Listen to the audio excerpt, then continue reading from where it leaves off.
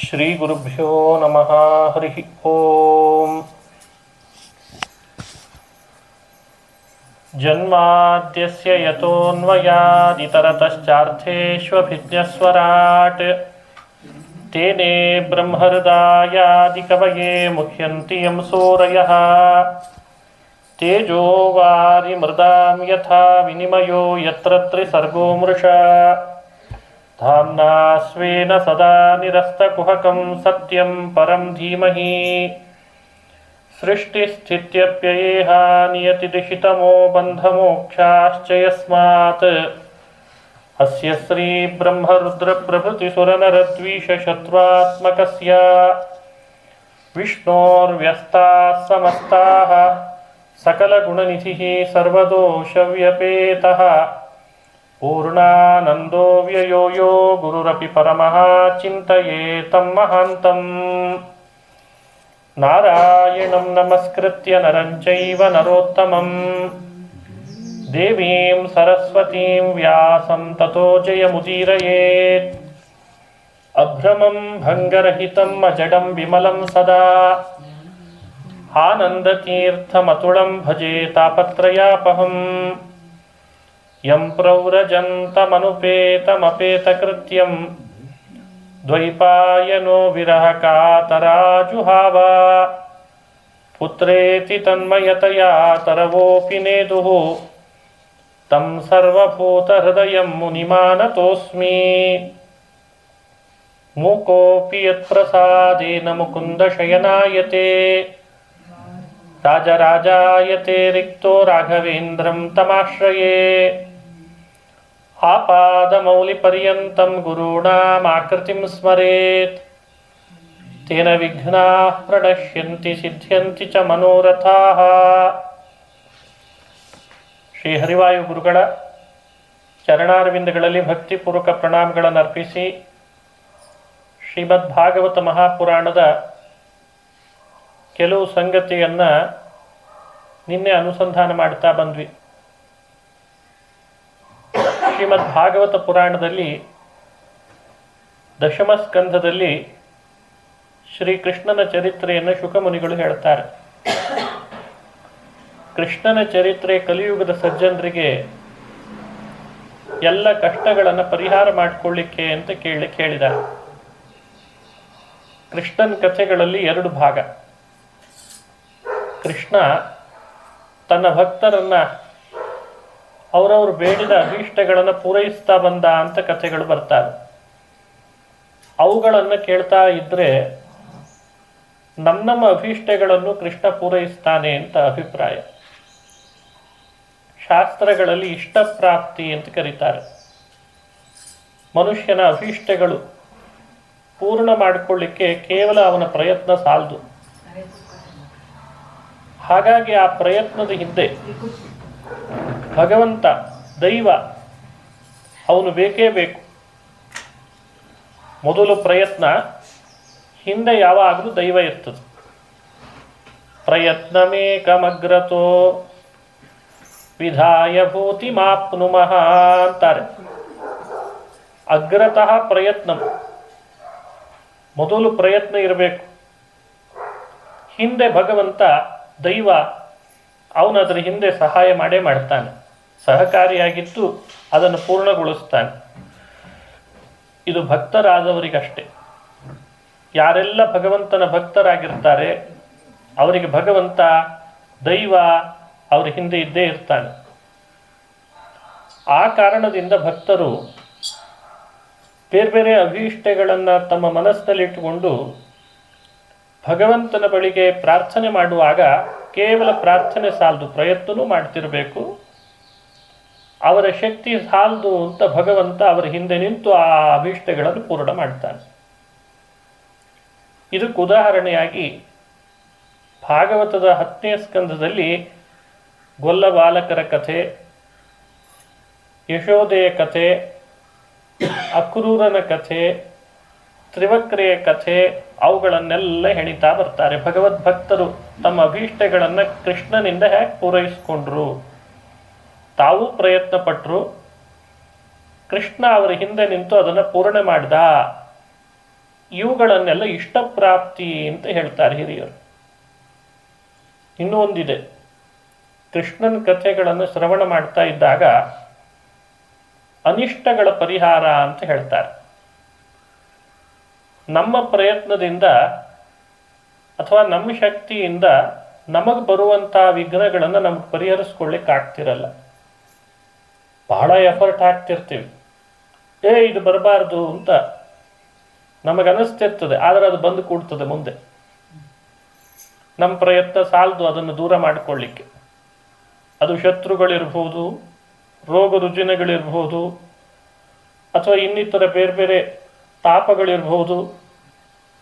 ಹಿರಿಯರು ಹೇಳಿದ್ದು 3 ಥರದ ತಾಪ: ಆಧ್ಯಾತ್ಮಿಕ ತಾಪ, ಆಧಿದೈವಿಕ ತಾಪ, ಆಧಿಭೌತಿಕ ತಾಪ ಅಂತ 3 ಥರ ತಾಪ. ಇವುಗಳನ್ನು ನಾವೇ ಪರಿಹರಿಸ್ಕೊಳ್ತೇವೆ ನಮ್ಮ ಶಕ್ತಿಯಿಂದ ಅಂದರೆ ಶಕ್ತಿ ಸಾಲಲ್ಲ. ಅವುಗಳ ಶಕ್ತಿ ದೊಡ್ಡದಿರ್ತದೆ, ನಮ್ಮ ಶಕ್ತಿ ಕಡಿಮೆ ಇರ್ತದೆ. ಆ ಕಾರಣಕ್ಕಾಗಿ ಭಗವಂತನ ಕಥೆ, ಶ್ರೀಕೃಷ್ಣನ ಕಥೆಯನ್ನು ಶ್ರವಣ ಮಾಡ್ತಾ, ಪಾರಾಯಣ ಮಾಡ್ತಾ, ಅವನಲ್ಲಿ ಶ್ರದ್ಧೆ ಮಾಡ್ತಾ, ಅವನ ಅನುಗ್ರಹ ಪಡಿತಾ ಇದ್ದರೆ ನಮ್ಮ ಶಕ್ತಿ ಸಾಲದು ಅಂತ ಅವನಿಗೆ ಗೊತ್ತಿದ್ದೇ ಇರ್ತದೆ. ಇದನ್ನು ಪರಿಹಾರ ಮಾಡಿಕೊಳ್ಳಿಕ್ಕೆ ಇವನಿಗೆ ಅಶಕ್ತನಿದ್ದಾನೆ. ಅದರಲ್ಲಿ ಕಂಸನನ್ನು ಕೊಂದ, ಪೂತನೆಯನ್ನು ಸಂಹಾರ ಮಾಡಿದ, ತೃಣಾವರ್ತ ಅಂತ ಒಬ್ಬ ಅಸುರ ಇದ್ದ, ಅವನನ್ನು ಸಂಹರಿಸಿದ, ಧೇನುಕ, ವತ್ಸ, ಅಶ್ವ, ಎಷ್ಟು ಥರದ ಅಸುರರು ಬಂದಿದ್ದಾರೆ, ಅವರನ್ನೆಲ್ಲ ಕೃಷ್ಣ ಸಂಹರಿಸಿದ ಅಂತ ಕಥೆ ಬರ್ತದೆ. ಆ ಕಥೆಗಳನ್ನು ಇವತ್ತೂ ಶ್ರವಣ ಮಾಡ್ತಾ ಮನನ ಮಾಡ್ತಾ ಇದ್ರೆ ಏನು ಲಾಭ? ನಮ್ಮ ಬದುಕಿನಲ್ಲಿ ಇಂತಿಂಥ ಅಸುರರೇ ಬೇರೆ ಬೇರೆ ರೂಪದಲ್ಲಿ, ದುರಿತಗಳ ರೂಪದಲ್ಲಿ ಬಂದಿರ್ತಾರೆ. ಹಾಗಾಗಿ ನಮಗೆ ಅವರನ್ನು ಪರಿಹರಿಸ್ಕೊಳ್ಳಿಕ್ಕಾಗ್ತಿರಲ್ಲ. ಶ್ರೀಕೃಷ್ಣನ ಇಂಥ ಕಥೆಗಳನ್ನು ಕೇಳಿದಾಗ ನಮ್ಮ ಮುಂದೆ ಬಂದು ನಿಲ್ಲುವಂಥ ಅಸುರರ ಅನಿಷ್ಟ, ಅರಿಷ್ಟ ಅದು ದೂರ ಆಗ್ತದೆ ಅಂತ ಅಭಿಪ್ರಾಯ. ಹಾಗಾಗಿ ಕೃಷ್ಣನ ಕಥೆ ಇಷ್ಟವನ್ನು ಪೂರೈಸ್ಕೊಳ್ಬೋದು, ಅನಿಷ್ಟವನ್ನು ಪರಿಹಾರ ಮಾಡಿಕೊಳ್ಬೋದು. ಈ ಅಭಿಪ್ರಾಯದಿಂದ ಸಜ್ಜನರು ಅದನ್ನು ಶ್ರವಣ ಮಾಡಲಿ ಅಂತ ಹಿರಿಯರು ಹೇಳ್ತಾರೆ. ಶ್ರೀಕೃಷ್ಣನ ಕಥೆ ಒಂದರ್ಥದಲ್ಲಿ ನಮ್ಮನ್ನು ಪವಿತ್ರೀಕರಿಸಲಿಕ್ಕೂ ಇದೆ ಅಂತಾರೆ ಶುಕಮುನಿಗಳು. ನಾವು ಬಹಳ ಕಡೆಯಲ್ಲಿ ಬಹಳ ರೀತಿಯಿಂದ ಮಾಡಬಾರ್ದದ್ದನ್ನು ಮಾಡ್ತೇವೆ, ಅದನ್ನು ಎಣಿಸ್ಲಿಕ್ಕಾಗಲ್ಲ. ಮತ್ತೆ ಅದನ್ನು ವಾದನೂ ಮಾಡಿರ್ತೇವೆ. ಇದೇನು ದೊಡ್ಡ ತಪ್ಪು, ಇದೇನು ದೊಡ್ಡ ಪಾಪ, ಎಲ್ಲರೂ ಮಾಡೋದೇ ನಾನು ಮಾಡಿದ್ದೇನೆ, ಏನು ಮಾಡಬಾರ್ದದ್ದು ಮಾಡಿಬಿಟ್ನಾ? ಅದನ್ನು ನೀವೆಲ್ಲ ಹುಟ್ಟಾಕಿದರಷ್ಟೇ, ಇದೆಲ್ಲ ಪಾಪ, ಇದು ಪುಣ್ಯ ಅಂತ. ಹಾಗಾಗಿ ನಾನು ಯಾವಾಗಲೂ ಪವಿತ್ರನಾಗೇ ಇರ್ತೇನೆ, ನನ್ನ ಮನಸ್ಸು ಶುದ್ಧ ಇರಬೇಕು ಅಂತ. ಈಗೆಲ್ಲ ಅದೇ ವಾದ. ಸನಾತನ ವ್ಯವಸ್ಥೆ, ಸಂಸ್ಕೃತಿ, ವೇದ, ಶಾಸ್ತ್ರ, ಪುರಾಣಗಳು ಮನುಷ್ಯರನ್ನ ಅತ್ಯಂತ ಪರಿಶುದ್ಧನಾಗಿರಲಿ ಅಂತ ಅಪೇಕ್ಷೆ ಪಡ್ತಾವೆ. ಅವು ಯಾವುದೂ ನಮ್ಮನ್ನು ಗೋಳಾಡಿಸ್ಲಿಕ್ಕಿಲ್ಲ. ಮಾಡಿದಂತಹ RTO ರೂಲ್ಸ್ಗಳು ನಮಗೆ ಆಕ್ಸಿಡೆಂಟ್ ಆಗಬಾರ್ದು ಅಂತ ಹೇಳೇ ಹೊರತು ಅವುಗಳು ನಮ್ಮನ್ನು ಗೋಳಾಡಿಸ್ಬೇಕು ಅಂತಂತೂ ಮಾಡಿಲ್ಲ ತಾನೆ. ಕಾನ್ಸ್ಟಿಟ್ಯೂಷನ್ ಪ್ರಜೆಗಳ ಹಿತದೃಷ್ಟಿಯಿಂದಲೇ ಮಾಡಿದ್ದು ಹೊರತು ಪ್ರಜೆಗಳಿಗೆ ಗೋಳಾಟ ಆಗಲಿ ಅಂತನೋ, ಬದುಕು ಉಸಿರುಗಟ್ಟು ಹಾಗಾಗಲಿ ಅಂತ ಮಾಡಿದರೆ ಅದು ಯಾಕೆ ಬೇಕು ನಮಗೆ? ಹಾಗೆ ಧರ್ಮ, ಶಾಸ್ತ್ರ, ಸಂಸ್ಕೃತಿ, ವೇದ, ಪುರಾಣ, ಆಚಾರ, ಸಂಪ್ರದಾಯ ಮಾನವರ ಹಿತದೃಷ್ಟಿಯಿಂದ ಮಾಡಿರ್ತದೆ. ಅವುಗಳಿಗೆ ವಿರುದ್ಧವಾಗಿ ನಡ್ಕೊಂಡಾಗ ನಾವು ಅದು ಭಗವಂತನ ಆದೇಶವನ್ನು ಮೀರಿದಂತಾಗಿರ್ತದೆ. ಯಾವಾಗ ಪರಮಾತ್ಮನ ಆದೇಶ ಮೀರಿ ನಡಿತೇವೆ ಅದಕ್ಕಿಂತ ದೊಡ್ಡ ಮೈಲಿಗೆ ಇನ್ನೊಂದಿಲ್ಲ ಅಂತಾರೆ ಹಿರಿಯರು. ಅದೇ ಅಪವಿತ್ರತೆ, ಅದೇ ಮೈಲಿಗೆ, ಅದೇ ಪಾಪ. ಕೆಲವರಿಗೆ ಪಾಪ ಅಂದ್ರೆ ಅದೇನೋ ಒಂದು ದೊಡ್ಡ ಕಲ್ಪನೆ ಇದೆ. ಪಾಪ ಅಂದ್ರೆ ಇದೆ, ಶ್ರುತಿ ಸ್ಮೃತಿರ್ ಹರೇರಾಜ್ಞೆ. ಆ ಭಗವಂತ ಮಾಡಿರುವ ಆದೇಶ ಅಂದರೆ ಒಂದು ಶ್ರುತಿ, ಇನ್ನೊಂದು ಸ್ಮೃತಿ. ಅವುಗಳಲ್ಲಿ ಹೇಳಿದ್ದಕ್ಕೆ ವಿರುದ್ಧ ನಡ್ಕೊಳ್ತೇವೆ. ಸರಿಯಾಗಿ ನಡ್ಕೊಳ್ಳಿಕ್ಕೆ ಅವಕಾಶ ಇದ್ದರೂ ಕೆಲವೊಮ್ಮೆ ವಿರೋಧ ಮಾಡ್ತೇವೆ, ಕೆಲವೊಮ್ಮೆ ಗೊತ್ತೇ ಪಡಿಸ್ಕೊಳ್ಳದೆ ವಿರೋಧ ಮಾಡ್ತೇವೆ. ಅದು ಏನು ಅಂತ ತಿಳಿಲಿಕ್ಕೆ ಹೋಗಲ್ಲ. ಅದಕ್ಕೆ ಬೇರೆ ಬೇರೆ ಕಾರಣ ಇದೆ. ಅಂತೂ ವಿರುದ್ಧ ನಡ್ಕೊಂಡ ಹಾಗೆ ಯಾವಾಗ ಅದಕ್ಕೆ ವಿರುದ್ಧ ನಡ್ಕೊಳ್ತೇವೆ, ಅದು ದೇವರ ಸಂಕಲ್ಪಕ್ಕೆ ವಿರುದ್ಧ ನಡ್ಕೊಂಡ್ವಿ ಅಂತ ಅಭಿಪ್ರಾಯ. ಅದು ನಮ್ಮನ್ನ ಅಪವಿತ್ರೀಕರಿಸ್ತದೆ, ಅದು ನಮ್ಮನ್ನು ಮೈಲಿಗೆ ಮಾಡಿರ್ತದೆ. ಅಂಥದ್ರಿಂದಲೂ ಪಾರಾಗಬೇಕು. ಅಂಥದ್ರಿಂದ ನಾವು ದೂರ ಆಗಬೇಕಾದ್ರೆ ಏನು ಮಾಡಬೇಕು? ಭಗವಂತನ ಕಥೆ ಕೇಳಿ ನಾವು ಪವಿತ್ರರಾಗಬೇಕು ಅಂತಾರೆ. ಇದಕ್ಕೆ ಬಿಟ್ಟು ಬೇರೆ ಉಪಾಯ ಇಲ್ಲ. ಭಗವಂತನ ಕಥೆ ಆ ಅರ್ಥದಲ್ಲಿ ಗಂಗೆ ಅಂತ ಹೇಳಿದರು ಹಿರಿಯರು. ಶ್ರೀಕೃಷ್ಣ ಕಥೆ ಅದು ಗಂಗೆ ಇದ್ದ ಹಾಗೆ. ವಾಸುದೇವ ಕಥಾ ಪ್ರಶ್ನ ಪುರುಷಾನ್ ತ್ರೀನ್ ಪುನಾತಿ ವೈ ವಕ್ತಾರಂ ಪೃಚ್ಛಕಂ ಶ್ರೋತೃನ್ ತತ್ಪಾದ ಸಲಿಲಂ ಯಥಾ. ವಾಸುದೇವ ಕಥಾ ಪ್ರಶ್ನ ಪುರುಷಾನ್ ತ್ರೀನ್ ಪುನಾತಿ, ಮೂವರನ್ನ ಪವಿತ್ರೀಕರಿಸ್ತದೆ ಶ್ರೀಕೃಷ್ಣನ ಕಥೆ ಅಂತ ಹೇಳ್ತಾರೆ. ಅದು ಗಂಗೆ ಇದ್ದ ಹಾಗೆ. ತತ್ಪಾದ ಸಲಿಲಂ ಯಥಾ, ಭಗವಂತನ ಪಾದಕ್ಕೆ ಅಭಿಷೇಕ ಮಾಡಿದ ನೀರು ಗಂಗೆಯಾಗಿ ಭೂಮಿಗೆ ಬಂದು ಅವಳು ಮೂವರನ್ನ ಪವಿತ್ರೀಕರಿಸ್ತಾಳಂತೆ. ಗಂಗೆ ಒಳಗೆ ಮುಳುಗುವವರು ಕೆಲವರಿಗೆ ಮುಳುಗಲಿಕ್ಕಾಗಲ್ಲ. ದೂರದಿಂದ ನೋಡಿ ಗಂಗಾ ಮಾತೆ ನಮಸ್ಕಾರ ಅಂತ ಮಾಡಿಬಿಡ್ತಾರೆ. ಕೆಲವರು ಮುಳುಗಲ್ಲ, ಅದನ್ನು ನಮಸ್ಕರಿಸ್ಲಿಕ್ಕೆ ಹತ್ರನೂ ಹೋಗಿರಲ್ಲ. ಅವರವ್ರ ಮನೆಯಲ್ಲೇ ಇದ್ದು ಗಂಗಾ ಗಂಗೇತಿ ಯೋಬ್ರೂಯಾತ್ ಅಂತ ಗಂಗೆಯನ್ನು ಸ್ಮರಣೆ ಮಾಡ್ತಾರೆ. ಎಲ್ಲೋ ಇದ್ದು ಇನ್ನೆಲ್ಲೋ ಇದ್ದ ಗಂಗೆಯನ್ನು ಸ್ಮರಣೆ ಮಾಡಿದ್ದಕ್ಕೆ ಆ ಗಂಗೆಗೆ ಆ ಶಕ್ತಿ ಇದೆ ಅಂತೆ. ಸ್ಮರಣೆ ಮಾಡಿದ್ದಕ್ಕೆ ಪವಿತ್ರ ಮಾಡ್ತೀನಿ ಅಂತ ಆಡುತ್ತೆ. ನೋಡಿ, ಇದೇ ಅದ್ಭುತ ಶಕ್ತಿ ನಮ್ಮಲ್ಲಿ. ಕೆಲವರು ಕೇಳೋದಿದೆ, ಎಲ್ಲೋ ಗಂಗೆ ಇದ್ದಾಳೆ, ಈತ ಇನ್ನೆಲ್ಲೋ ಇದ್ದು ಸ್ಮರಣೆ ಮಾಡಿದರೆ ಪವಿತ್ರ ಆಗ್ತಾನಂತೆ. ಇದು ಫೂಲಿಸ್ನೆಸ್ ಅಂತಾರೆ. ಅದಕ್ಕೆ ವೇದವ್ಯಾಸರು ಬ್ರಹ್ಮಸೂತ್ರದಲ್ಲಿ ಓಂ ಅಭಿಮಾನಿ ವ್ಯಪದೇಶಾತ್ತು ವಿಶೇಷಾನುಗತಿಭ್ಯಾಮ್ ಅಂತ ಹೇಳಿದರು. ವಿಶೇಷಾನುಗತಿ ಅಂತ ಇದನ್ನು ಎಲ್ಲರೂ ಒಪ್ಪಬೇಕಿವತ್ತು. ವಿಜ್ಞಾನಿಗಳು ಒಪ್ಪಬೇಕು, ಕೆಲವರು ಒಪ್ಪಿದ್ದಾರೆ ವಿಜ್ಞಾನಿಗಳು. ಎಂಥ ನಾಸ್ತಿಕರು ಕೂಡ ಒಂದು ಹಂತದಲ್ಲಿ ಇದನ್ನು ಒಪ್ತಾರೆ, ವಿಶೇಷಾನುಗತಿಯನ್ನು. ಬ್ರಹ್ಮಸೂತ್ರದಲ್ಲಿ ವೇದವ್ಯಾಸರು ಹೇಳಿದ್ದು ಏನು ವಿಶೇಷಾನುಗತಿ? ಮಾನವರಲ್ಲಿರುವ ಸಹಜ ಶಕ್ತಿಗಿಂತಲೂ ಅಲೌಕಿಕವಾದ, ಮಾನವರನ್ನು ಮೀರಿಸುವ ಒಂದು ಅಸದೃಶವಾದ ಶಕ್ತಿಗೆ ವಿಶೇಷಾನುಗತಿ ಅಂತ ಕರೆದಿದ್ದಾರೆ. ಅವರು ನೀರಿನಲ್ಲೇ ಇರ್ತಾರೆ, ಅವರಿದ್ದಾರೆ ಅಂತ ನಮ್ಮ ಕಣ್ಣಿಗೆ ಕಾಣಿಸ್ತಿರಲ್ಲ.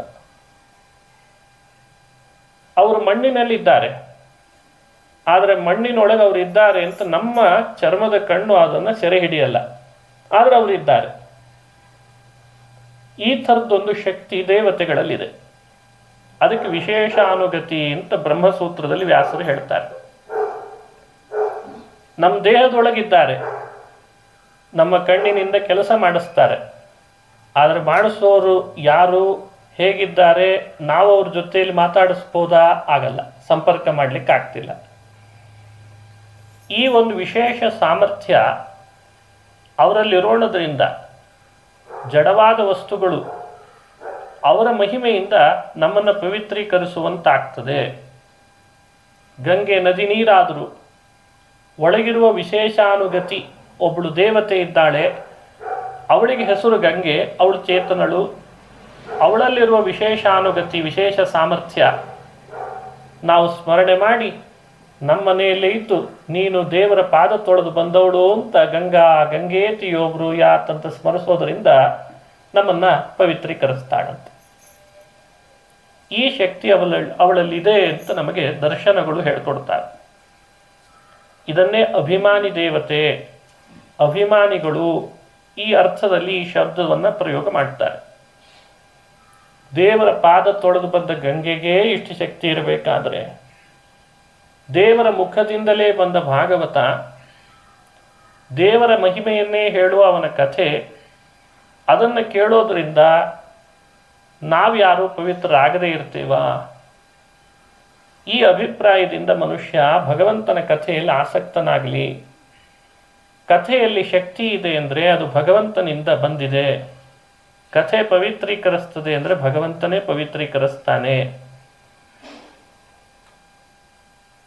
ಸುಲಭನೋ ಹರಿ ತನ್ನವರನು ಅರಗಳಿಗೆ ಬಿಟ್ಟಗಲನೋ, ರಮಾಧವನ ಒಲಿಸಲರಿಯದೆ ಪಾಮರರು ಬಳಲುವರು ಭವದೊಳಗೆ.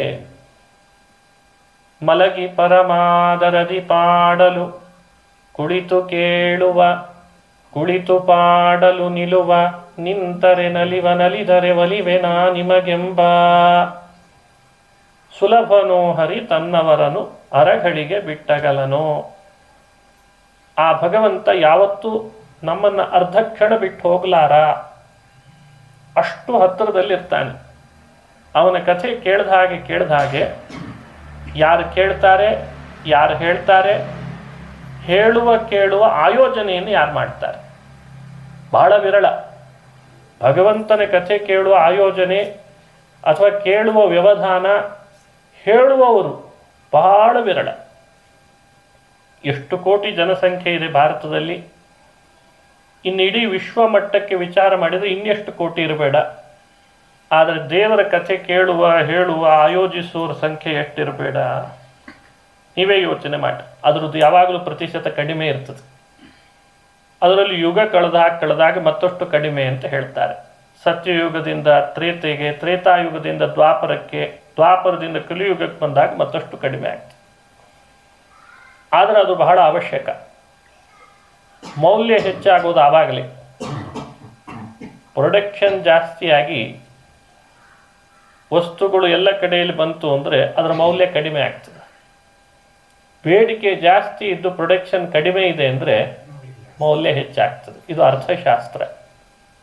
ಹಾಗೆ ಭಗವಂತನ ಕಥೆ ಕೇಳುವವರು, ಹೇಳುವವರು ಎಲ್ಲ ಕಡೆಯಲ್ಲಿ ಜಾಸ್ತಿ ಇರ್ತಾರೆ. ಯಾವಾಗ ಅಂದರೆ ಕೃತಯುಗದಲ್ಲಿ, ಸತ್ಯಯುಗದಲ್ಲಿ ಭಗವಂತ ಮೌಲ್ಯನೂ ಅಷ್ಟಕ್ಕಷ್ಟೇ ಕೊಡ್ತಾನೆ. ಮನೆ ಮನೆಯಲ್ಲಿ ಭಗವಂತನ ಕಥೆ, ಮನೆ ಮನೆಯಲ್ಲಿ ದೇವರ ಕಥಾ ಹೇಳೋರು, ಯಜ್ಞ, ಯಾಗ, ಸಂಕೀರ್ತನ ಎಲ್ಲ ನಡೀತದೆ. ಮೌಲ್ಯ ಅಷ್ಟೇ. ಅದೇ ದ್ವಾಪರ, ತ್ರೇತಾಯುಗ, ದ್ವಾಪರ ಯುಗ ಕಳೆದು ಕಲಿಯುಗಕ್ಕೆ ಬಂದಾಗ ಅದಕ್ಕಿಂತಲೂ ಕಡಿಮೆ ಆಗ್ತದೆ. ಅಂದರೆ ಭಗವಂತನ ಕಥೆ, ನಾಮ, ಕೀರ್ತನೆ ಹೇಳೋದು ಕಡಿಮೆ ಆಗ್ತದೆ. ಭಗವಂತ ಹೇಳ್ದ, ಆವಾಗೆಲ್ಲ ಮಾಡಿದಾಗ ನೀವೆಲ್ಲ ಏನೆಲ್ಲ ಫಲ ಪಡಿತಿದ್ರಿ, ಅದಕ್ಕಿಂತಲೂ ಹೆಚ್ಚು ಫಲ ನಿಮಗೆ ನಾನು ಕಲಿಯುಗದಲ್ಲಿ ಬಂದಾಗ ಕೊಡ್ತೇನೆ ಅಂತ ಅನ್ನತ್ತೆ. ಹಾಗಾಗಿ ಸತ್ಯಯುಗದ ಜನ ಎಲ್ಲ ಬೇಡೋದು ಒಂದೇ, ಮುಂದಿನ ಸಲ ನಮ್ಮನ್ನು ಕಲಿಯುಗದಲ್ಲಿ ಹುಟ್ಟಿಸು ಅಂತಾರಂತೆ. ಪ್ರೊಡಕ್ಷನ್ ಕಡಿಮೆ ಇರ್ತದೆ, ಬೇಗ ಬೇಗ ಪುಣ್ಯ ಗಳಿಸ್ಲಿಕ್ಕಾಗ್ತದೆ. ಯಜ್ಞೈ ಸಂಕೀರ್ತನ ಪ್ರಾಯೈ ಯಜಂತಿ ಸುಮೇಧಸಃ. ಸಂಕೀರ್ತನ ಪ್ರಾಯೈ ಯಜ್ಞೈ, ಬಹಳ ಹಣ ಖರ್ಚು ಮಾಡಿ ದೇಹಾಯಾಸ ಮಾಡಿಕೊಂಡು ದೊಡ್ಡ ಯಜ್ಞ ಮಾಡಿ ಪಡೆಯುವಂತಹ ಪುಣ್ಯ ಕಲಿಯುಗದಲ್ಲಿ ಭಗವಂತನ ಸಂಕೀರ್ತನೆ ಮಾತ್ರದಿಂದ ಕೊಟ್ಬಿಡ್ತಾನಂತ. ಆಯಾಸ ಇಲ್ಲ, ದೇಹದ ಆಯಾಸ ಇಲ್ಲ, ವಿತ್ತದ ಖರ್ಚಿಲ್ಲ, ವ್ಯಯ ಇಲ್ಲ. ಇದು ಕಲಿಯುಗದ ಮಹತ್ವ ಅಂತ ಹೇಳ್ತಾರೆ. ಕಲಿಯುಗದಲ್ಲಿರುವಂಥ ವಿಶೇಷತೆ. ಅದನ್ನು ಮಾಡೋರು ಕೊರತೆ ಇದ್ದಾರೆ, ಬಹಳ ಕಡಿಮೆ ಇದ್ದಾರೆ.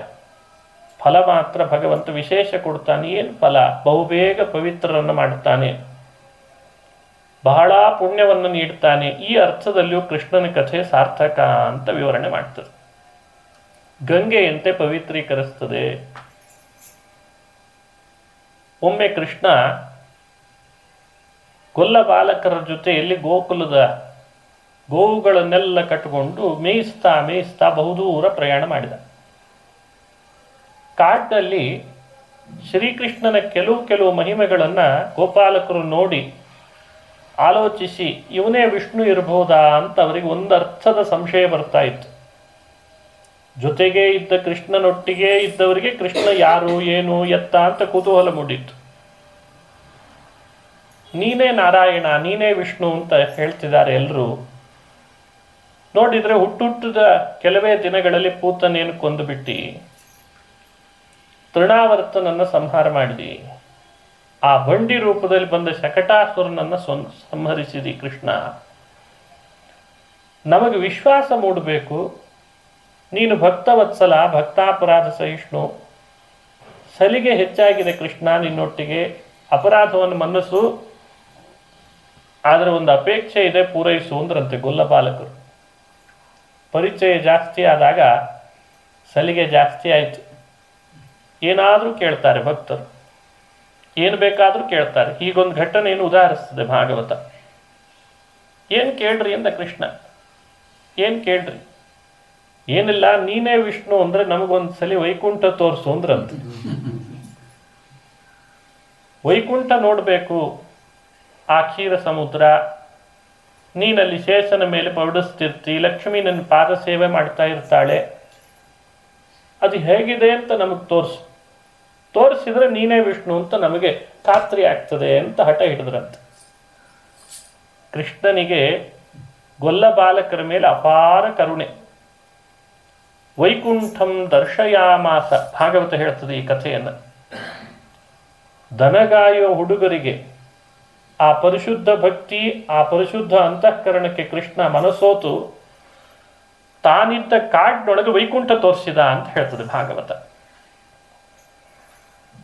ಯಾವ ಭಾಗವತದಲ್ಲಿ ಕೃಷ್ಣ ಗೋಪಿಕೆಯರನ್ನ ಕೊಳಲಿನ ನಾದದಿಂದ ತನ್ನಡೆಗೆ ಬರಮಾಡಿಕೊಂಡು ಶರದ್ ಋತುಗಳಲ್ಲಿ ಸ್ವಚ್ಛ ಆಕಾಶದಲ್ಲಿ ಅಚ್ಚ ಬೆಳದಿಂಗಳನ್ನು ಬೀರ್ತಾ ಬೀರ್ತಾ ಚಂದ್ರನ ಕಿರಣದೊಟ್ಟಿಗೆ, ಚಂದ್ರಮುಖಿಯರೊಟ್ಟಿಗೆ ತಾನು ರಸಕ್ರೀಡೆ ಮಾಡಿದ ಅಂತ ಹೇಳ್ತದೋ ಅದೇ ಭಾಗವತ ದನಗಾಯು ಹುಡುಗರೊಟ್ಟಿಗೆ ಹೋಗ್ತಾ ವೈಕುಂಠ ತೋರಿಸು ಅಂದರೆ ವೈಕುಂಠ ತೋರಿಸಿದ ಅನ್ನೋದನ್ನು ಹೇಳ್ತದೆ.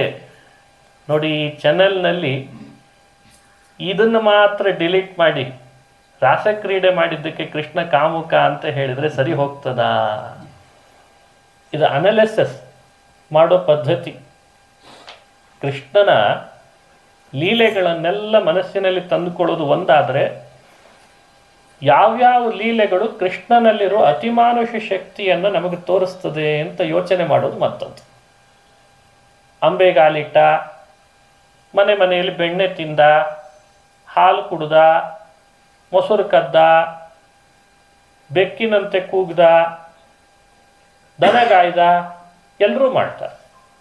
ಎಲ್ಲ ಮಕ್ಕಳು ತಮ್ಮ ತಮ್ಮ ಮನೆಯೊಳಗೆ ಏನೆಲ್ಲ ಇರ್ತದೋ ಆ ಪರಿಸರಕ್ಕೆ ಅನುಗುಣ ಅವರು ಲೀಲೆಗಳನ್ನು ತೋರಿಸ್ತಾರೆ.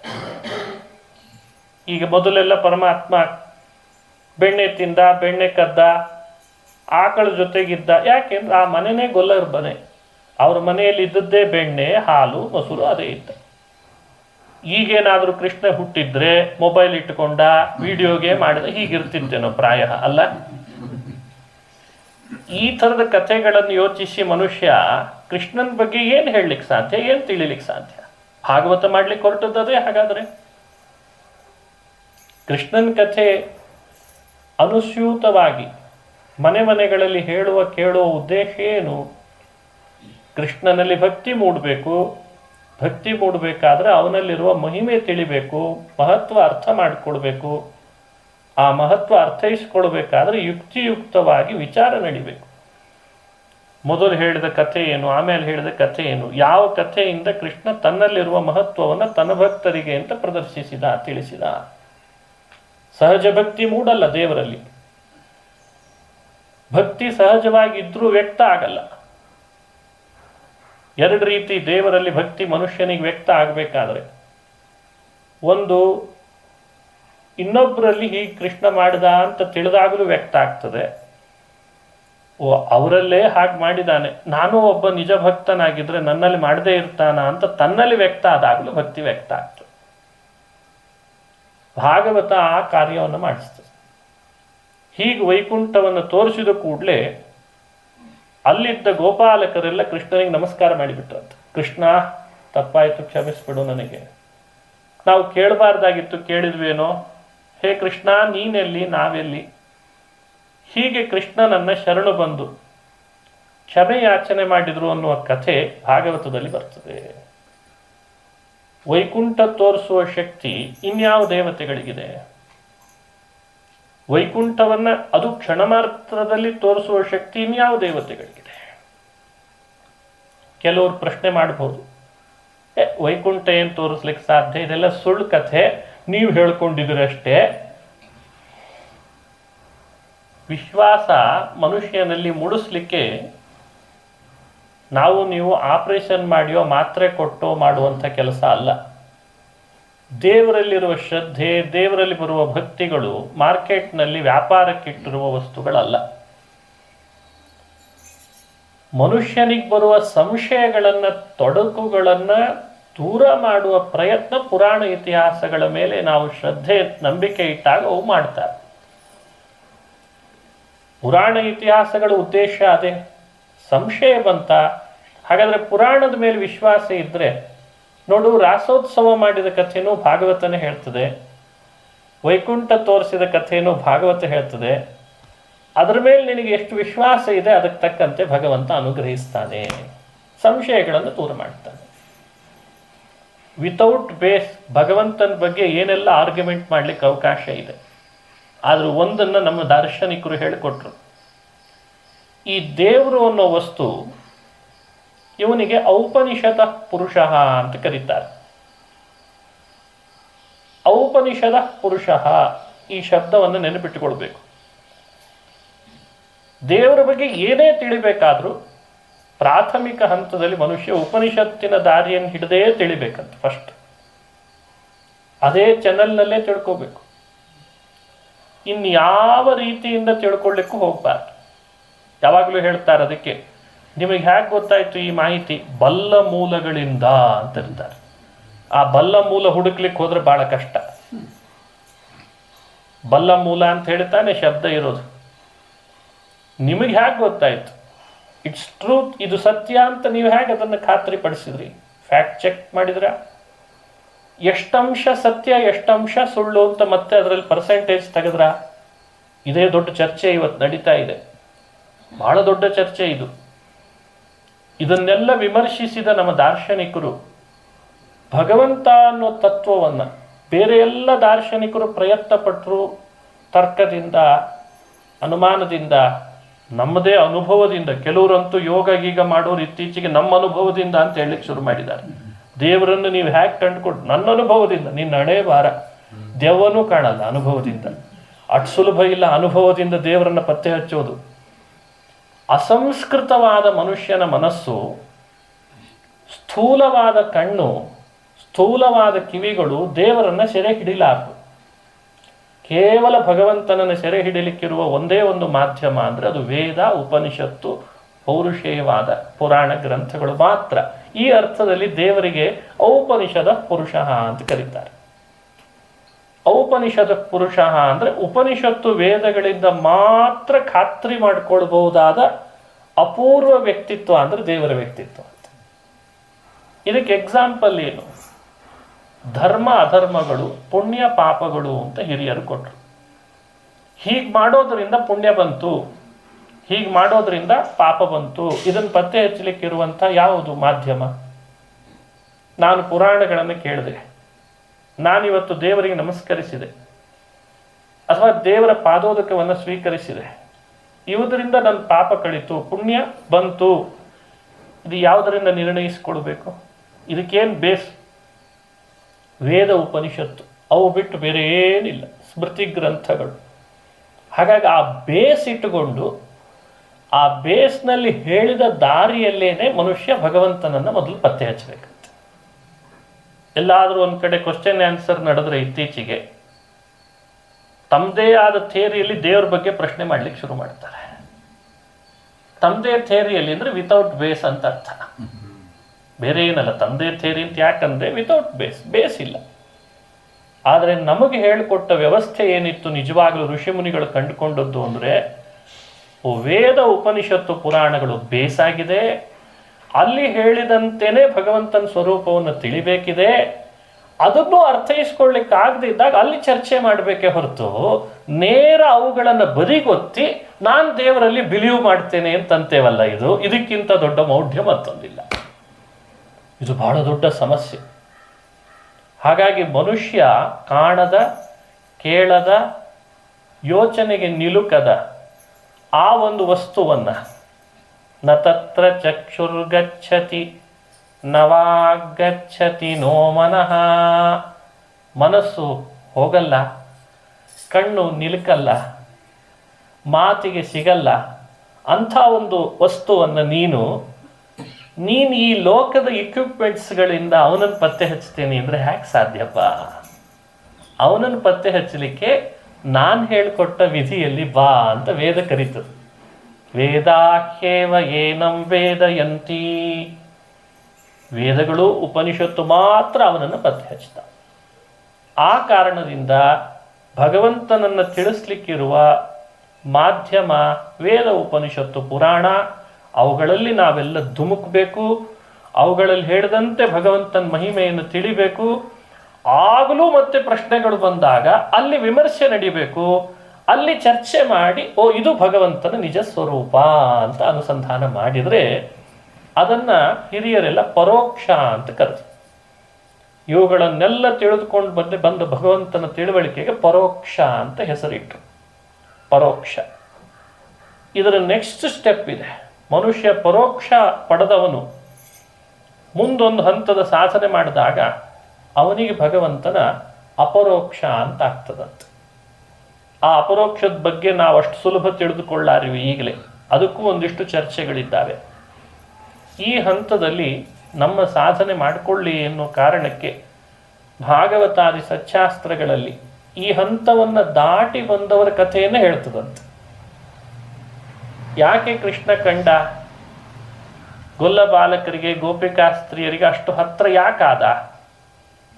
ಯಶೋದೆ ಮಡಿಲ್ನಲ್ಲೇ ಯಾಕೆ ಮಲಗಿದ? ನಂದಗೋಪ ಎತ್ಕೊಂಡು ಅಡ್ಡಾಡಿದ ಕೃಷ್ಣನನ್ನು. ಅಂದ್ರೆ ಅವರೆಲ್ಲ ಒಂದು ಹಂತದ ಪರೋಕ್ಷವನ್ನು ಪಡ್ಕೊಂಡಾಗಿತ್ತಂತೆ. ಎಲ್ರಿಗೂ ಕೃಷ್ಣ ತನ್ನನ್ನು ಮುಟ್ಲಿಕ್ಕೆ ಅವಕಾಶ ಕೊಟ್ಟಿಲ್ಲ ಅಂತದೆ ಭಾಗವತ. ಎಲ್ಲರೂ ಮುಟ್ಲಿಲ್ಲ, ಎಲ್ಲರೂ ನೋಡಲಿಲ್ಲ. ಏಕಾದಶಿ ಉಪವಾಸ ಮಾಡಿದ್ರಂತೆ. ಒಮ್ಮೆ ದ್ವಾದಶಿ ಪಾರಣೆ ಬಂದಿದೆ, ಅಂದರೆ ಸಾಧನೆ ದ್ವಾದಶಿ, ಬೆಳಗ್ಗೆ ಬೇಗ ಪಾರಣೆ ಮಾಡಬೇಕು. ನಂದಗೋಪ ಬೇಗ ಎದ್ದು ಯಮುನೆಯ ಸ್ನಾನ ಮಾಡಿ ಬರ್ತೇನೆ, ಆಮೇಲೆ ಪೂಜೆ ಮಾಡಿ ನೈವೇದ್ಯ ಮಾಡ್ತೀನಿ ಅಂತ ಯಶೋದೆಗೆ ಹೇಳಿ ಹೊರಟ. ಯಮುನೆಯ ಬಳಿಗೆ ಬಂದಿದ್ದಾನೆ, ಕಾಣ್ತಾ ಇಲ್ಲ. ಆಮೇಲೆ ಯಶೋದೆ ಈಗ ಬರ್ತಾನೆ, ಆಗ ಬರ್ತಾನೆ ಅಂತ ಕಾಯ್ತಾ ಇದ್ದಾಳೆ. ಕೊನೆ ಕೃಷ್ಣನನ್ನು ಎಬ್ಸಿದ್ಲಂತೆ. ಭಾಗವತದಲ್ಲಿ ಹೇಳೋ ಕಥೆ. ಕೃಷ್ಣ, ಯಾಕೋ ನಿಮ್ಮಪ್ಪ ಬಂದಿಲ್ಲ, ನೋಡಿ ಬಾ. ಯಶೋದೆ ಎಬ್ಬಿಸಿ ಕೃಷ್ಣನ್ ಕಳಿಸಿದ್ಲು. ಸರ್ವಜ್ಞನಾದ ಶ್ರೀಹರಿ ಯಮುನೆಯ ಬಳಿಗೆ ಬಂದು ಯಮುನೆಯನ್ನೇ ಕೇಳ್ದ ಅಂತ ಭಾಗವತ ಹೇಳ್ತದೆ. ಯಮುನೆ, ನಮ್ಮಪ್ಪ ಸ್ನಾನಕ್ಕೆ ಬಂದಿದ್ದಂತೆ, ಎಲ್ಲಿದ್ದಾನೆ ಹೇಳು. ಇಲ್ಲ, ನಿಮ್ಮಪ್ಪ ಸ್ನಾನಕ್ಕೆ ಬಂದಿದ್ದ, ಬರೋ ಸಮಯ ಸ್ನಾನದ್ದಾಗಿರಲಿಲ್ಲ, ಅದು ಬೇರೆಯವರ ಸಮಯ. ಹಾಗಾಗಿ ಅವನನ್ನು ವರುಣ ತನ್ನ ಪಾಶಗಳನ್ನು ಹಾಕಿಸಿ ದೂತರಿಂದ ತನ್ನ ಲೋಕಕ್ಕೆ ಕರ್ಕೊಂಡು ಹೋಗಿದ್ದಾನೆ ಅಂತ ಅಂದ್ಬಿಟ್ಲು. ಸರಿ ಅಂತ ವರುಣ ಲೋಕಕ್ಕೆ ಹೋದ. ವರುಣ ಆದರ ಮಾಡಿದ. ನಂದ ಎಲ್ಲಿ ಅಂತ ಕೇಳ್ತಾನೆ. ನಂದನಿಗೆ ವರುಣನ ಪಾಶ ಬಿಗಿತಾಗಿತ್ತಂತೆ. ಗಟ್ಟಿ ಬಿಗಿದಿದ್ರು. ಕೃಷ್ಣ ಅಂದ, ನಮ್ಮಪ್ಪ ಅವನು ಬಿಡಿಸು ಅಂತಂದ. ವರುಣ ದೂತರಿಗೆ ಹೇಳಿ ತನ್ನ ಪಾಶವನ್ನು ಬಿಡಿಸಿ ಶ್ರೀಕೃಷ್ಣನಿಗೆ ನಮಸ್ಕಾರ ಮಾಡುವುದನ್ನು ನಂದಗೋಪನಿಗೆ ತೋರಿಸಿದ್ದಂತೆ ಕೃಷ್ಣ. ಇಷ್ಟು ದಿನ ನನ್ನನ್ನು ಹೆಗಲ ಮೇಲೆ ಹೊತ್ತಿದ್ದಿ, ನನ್ನನ್ನು ಮಗ ಅಂತ ಭಾವಿಸಿದ್ದಿ, ನಾನು ಯಾರು ಅಂತ ನೋಡು ಅಂತ ನಂದಗೋಪನಿಗೆ ತೋರಿಸಿದ ಅಂತ ಭಾಗವತದಲ್ಲಿ ಬರ್ತದೆ. ನೋಡಿ, ಇಂಥ ರಹಸ್ಯ ಕಥೆಗಳನ್ನು ಅನಾಲಿಸಿಸ್ ಮಾಡಬೇಕು. ಆಮೇಲೆ ಅವನನ್ನು ಕರ್ಕೊಂಡು ಬಂದ ಮೇಲೆ ಅವತ್ತು ಪಾರಣೆ ಆಯಿತು, ಪೂಜೆ ಆಯಿತು, ಎಲ್ಲ ಮುಗಿದ ಮೇಲೆ ನಂದಗೋಪ ಒಂದು ಸಭೆ ಸೇರಿಸಿದ, ಗೋಪಾಲಕರ ಸಭೆ. ಏನು ಕೇಳ್ತೀರಿ, ನನ್ನ ಸ್ಥಿತಿ ಇವತ್ತು ಭಾಳ ಗಂಭೀರ ಆಗಿತ್ತು ಅಂದ. ನಾನು ಅವೇಳೆಯಲ್ಲಿ ಸ್ನಾನಕ್ಕೆ ಹೋದೆ. ಸ್ನಾನ ಮಾಡಲಿಕ್ಕೆ ಅಂತ ಇಂತಿಂಥ ಕಾಲಗಳನ್ನು ನಿಗದಿಪಡಿಸಿದೆ ಶಾಸ್ತ್ರ. ಈ ಇನ್ಸಿಡೆನ್ಸ್ಗಳನ್ನೆಲ್ಲ ಭಾಗವತ ಹೇಳೋ ಉದ್ದೇಶ ಇತ್ತ? ಯೋಚನೆ ಮಾಡಿ. ಟೈಮ್ ಟು ಟೈಮ್ ಒಂದೊಂದನ್ನು ರಿಪೋರ್ಟ್ ಮಾಡೋ ಉದ್ದೇಶ ಏನು? ಅದು ನಮಗೇನೋ ಒಂದು ಮೆಸೇಜ್ ಕೊಡಬೇಕಿದೆ, ನಮ್ಮನ್ನೇನೋ ತಿದ್ದುಪಡಿ ಮಾಡಬೇಕಿದೆ ಅಂತಲ್ವೇ? ಮಲಗುವ ಸಮಯ ಏನು, ಏಳುವ ಸಮಯ ಏನು, ಸ್ನಾನ ಮಾಡುವ ಸಮಯ ಯಾವುದು, ಪೂಜೆಯ ಸಮಯ ಯಾವುದು, ಅದು ನಮ್ಮನ್ನು ಟ್ರೈನ್ ಮಾಡಬೇಕಾಗಿದೆ. ಹಾಗಾಗಿ ಆತ ಸ್ನಾನಕ್ಕೆ ಹೋದದ್ದು ಯಮುನೆ ದಡಕ್ಕೆ ನಿಶೀಥ ಅಂತ ಹೇಳ್ತಾರೆ, ನಿಶೀಥ ಕಾಲ. ಅದು ಸರಿಸುಮಾರು 2 ಗಂಟೆಗೆ ಆತ ಸ್ನಾನಕ್ಕೆ ಹೋಗಿದ್ದಾನೆ. ಅದು ಅವೇಳೆ, ಅದು ಮನುಷ್ಯರು ಸ್ನಾನ ಮಾಡುವ ಸಮಯ ಅಲ್ಲ. ಆ ಸಮಯದಲ್ಲಿದ್ದ ದೂತರೆಲ್ಲ ವರುಣನ ದೂತರು ವರುಣಲೋಕಕ್ಕೆ ಕೇಳ್ಕೊಂಡು ಹೋದ್ರು, ತಪ್ಪಿಗೆ ಶಿಕ್ಷೆ ಕೊಡೋಣ ಅಂತ. ಕೆಲವರು ಹೇಳ್ತಾರೆ ಇಂಥ ಕಥೆಗಳನ್ನು ಭಾಗವತದಲ್ಲಿ ಈಗ ಹೇಳಲಿಕ್ಕೆ ಶುರು ಮಾಡಿದರೆ, ಈಗ ಜೋಕ್ ಕೊಟ್ಟು ಕೃಷ್ಣನ ಕಥೆ ಹೇಳುವ ಪದ್ಧತಿ ಬಹಳ ಬಂತು ನಮ್ಮಲ್ಲಿ. ಅದು ವಿಪರ್ಯಾಸ. ಆ ವಿಪರ್ಯಾಸ ಅದು ಕೃಷ್ಣನ ಕಥೆ ಅಲ್ಲ. ಭಾಗವತ ಬಹಳ ಗಂಭೀರ, ಭಾಗವತ ರಸಭರಿತ, ಭಾಗವತ ಅಯಸ್ಕಾಂತ, ಭಾಗವತ ನಮ್ಮೆಲ್ಲ ರೀತಿಯಿಂದಲೂ ನಮ್ಮನ್ನು ಟರ್ನ್ ಮಾಡಲಿಕ್ಕಿರುವಂಥ ಒಂದು ಅಪೂರ್ವ ಕೃತಿ ಅದು. ಈಗೆಲ್ಲ ಸ್ನಾನಕ್ಕೆ ನಿಶೀಥ ಕಾಲದಲ್ಲಿ ಎಷ್ಟು ಜನ ಹೋಗಲ್ಲ. ಯಾವತ್ತಾದ್ರೂ ವರುಣನ ಪಾಶ ಬಿಗಿದಿದೆನಾ? ಇದು ನೋಡಿ, ಇದು ನಮ್ಮ ತರ್ಕ, ಇದು ತರ್ಕ. ಇದು ನಾವು ಎಷ್ಟು ಸಲ ಸ್ನಾನ ಮಾಡಿಲ್ಲ ನದಿಯಲ್ಲಿ, ಒಂದು ದಿವಸವೂ ವರುಣ ದೇವರು ಬರಲಿಲ್ಲಪ್ಪ. ಈ ತರ್ಕಕ್ಕೆ ಭಾಗವತ ಉತ್ತರ ಕೊಡಲ್ಲ. ಭಾಗವತದಲ್ಲಿರುವ ಸ್ವರಸವಾದ ಚಿಂತನೆಗಳೇ ಬೇರೆ. ಆ ಪಾಶ ಬಂಧನ ಮಾಡಿ ಅವನನ್ನು ಕರ್ಕೊಂಡು ಹೋಗಿ ವಾಪಸ್ ಕರ್ಕೊಂಡು ಬಂದದ್ರದ್ದು ಉದ್ದೇಶಗಳು 2 ಇತ್ತು. ಒಂದು, ನಂದಗೋಪನನ್ನು ತಿದ್ದಬೇಕಾಗಿತ್ತು.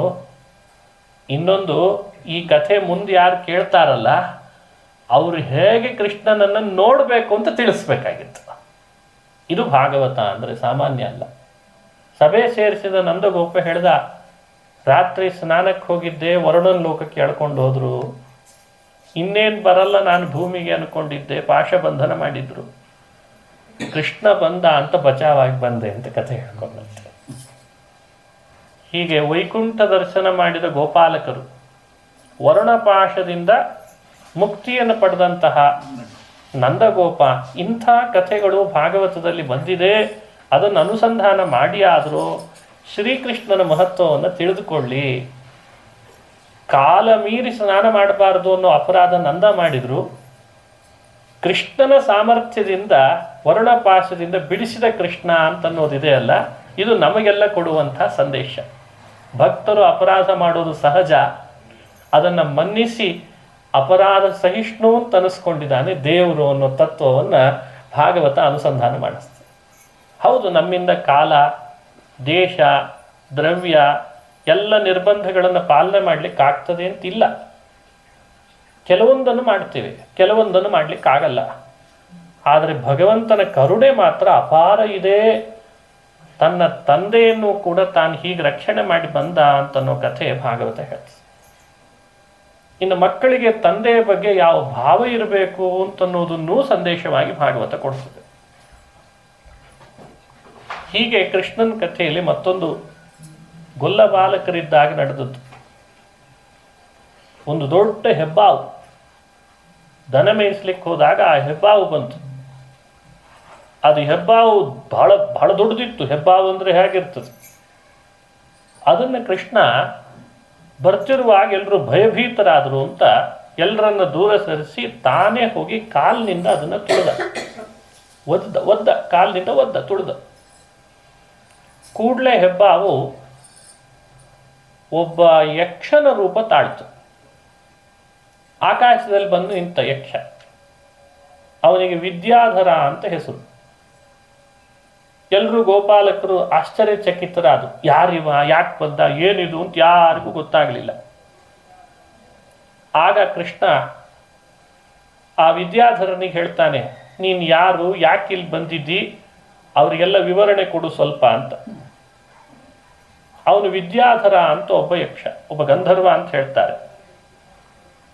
ಆತನಿಗೆ ತನ್ನ ಸೌಂದರ್ಯದ ಅಹಂಕಾರ ಬಹಳ ಬಂದಿತ್ತಂತೆ. ಈ ದೇವಲೋಕದಲ್ಲಿಯೂ ಇಂಥ ತಪ್ಪುಗಳು ನಡೀತಾವೆ ಅಂತ ಭಾಗವತ ನಮಗೆ ತಿಳಿಸ್ತದೆ. ಮನುಷ್ಯ ಲೋಕದ ತಪ್ಪುಗಳನ್ನು ಹೇಳೋದು ಭಾಗವತದ ಉದ್ದೇಶ ಆಗಲಿಲ್ಲ. ಯಾಕೆಂದ್ರೆ ಮನುಷ್ಯರ ತಪ್ಪಿನ ಪರ್ಸೆಂಟೇಜ್ ಜಾಸ್ತಿ ಅಂತ ಗೊತ್ತವರಿಗೆ. ದೇವತೆಗಳು ತಪ್ಪೇ ಮಾಡಿದವರು ಅಂತ ಇರ್ತದಲ್ಲ, ಅವರೂ ತಪ್ಪು ಮಾಡಿದಾಗ ಒಂದು ಶಿಕ್ಷೆ ಇದೆ ಅಂತ ಪರಿಚಯಿಸಿ ದೇವತೆಗಳದ್ದೇ ಈ ಪಾಡಾದ್ರೆ ಮನುಷ್ಯರನ್ನೇನು ಅಂತ ತಿದ್ದಬೇಕಾಗಿದೆ. ಇದು ಧ್ವನಿ ಭಾಗವತದ್ದು. ಅಂದರೆ ಈ ಧ್ವನಿಗಳನ್ನು ಅರ್ಥೈಸಿಕೊಳ್ಳೋದೇ ಒಂದು ಅದ್ಭುತ ಭಾಗವತದಲ್ಲಿ. ಅಂದರೆ ನಮ್ಮನ್ನು ತಿದ್ದಬೇಕು. ನೇರವಾಗಿ ಒಬ್ಬೊಬ್ಬರನ್ನೇ ತಿದ್ದಲಿಕ್ಕೆ ಹೊರಟ್ರೆ ಭಾಗವತ ದೊಡ್ಡದಾಗಿಬಿಡ್ತದೆ. ಅದನ್ನು ದೊಡ್ಡದು ಮಾಡಬಾರ್ದು. ಸರಿ, ತುಂಬ ಚಿಕ್ಕದಾಗಿ ಹೇಳೋಣ ಅಂತಂದರೆ ನಮಗೆ ಅರ್ಥ ಆಗಲ್ಲ. ಬಹಳ ಚಿಕ್ಕದು ಮಾಡಬಾರ್ದು. 4 ಶ್ಲೋಕದಲ್ಲಿ ಭಾಗವತ ಹೇಳಿದ್ರಲ್ಲ, ಯಾರಿಗೆ ಅರ್ಥ ಆಯಿತು? ಅದು ಬಹಳ ಚಿಕ್ಕದು ಮಾಡಿದರೂ ಸಮಸ್ಯೆ, ದೊಡ್ಡದು ಮಾಡಿದರೂ ಸಮಸ್ಯೆ. ಒಬ್ಬೊಬ್ಬರಿಗೆ ಹೇಳಲಿಕ್ಕೆ ಆಗ್ತಾ ಇಲ್ಲ. ಆದರೆ ನಮ್ಮನ್ನು ತಿದ್ದಿ ದೇವರ ಮುಖ ಮಾಡಬೇಕಾಗಿದೆ ನಾವೆಲ್ಲ. ಈ ಕರುಣೆ ಇದ್ದದ್ದಕ್ಕೆ ವ್ಯಾಸರು ಏನು ಮಾಡ್ತಾರೆ, ದೇವಲೋಕದ ಕೆಲವು ಇನ್ಸಿಡೆಂಟ್ಸನ್ನು ತಮ್ಮ CC ಕ್ಯಾಮ್ರಾದಲ್ಲಿ ಸೆರೆ ಹಿಡಿದು ಭಾಗವತ ಅಂತ ಮಾಡ್ತಾರೆ. ಸಮ್ ಕ್ಲಿಪ್ಸ್ ನೋಡಿ. ಹೀಗೊಬ್ಬ ವಿದ್ಯಾಧರ ಅಂತಿದ್ದ, ಅವನಿಗೆ ತನ್ನದೇ ರೂಪ ಮದ ಜಾಸ್ತಿ ಆಯಿತು ಅಂತ ಹೇಳ್ತು. ರೂಪ ಮದ ಸೌಂದರ್ಯದ, ನಾನು ಬಹಳ ಸುಂದರ ಅಂತ. ದೇವರ ಭಕ್ತನೇ, ದೇವರ ಭಕ್ತ, ವಿನೀತ, ಒಳ್ಳೆ ಆಚಾರವಂತ, ಸತ್ಯವಂತ, ಅನೇಕ ಗುಣಗಳಿದ್ರೂ ಆ ಒಳಗಿದ್ದ ಒಂದು ದೋಷವೂ ಕೂಡ ಅವನಿಗೆ ಅಪರಾಧ ಮಾಡುವಂತೆ ಪ್ರೇರಣೆ ಮಾಡ್ತದೆ. ಏಕೋಪಿ ದೋಷ ಗುಣಸನ್ನಿಪಾತೆ ಅಂತ ಕಾಳಿದಾಸನ ವಚನ.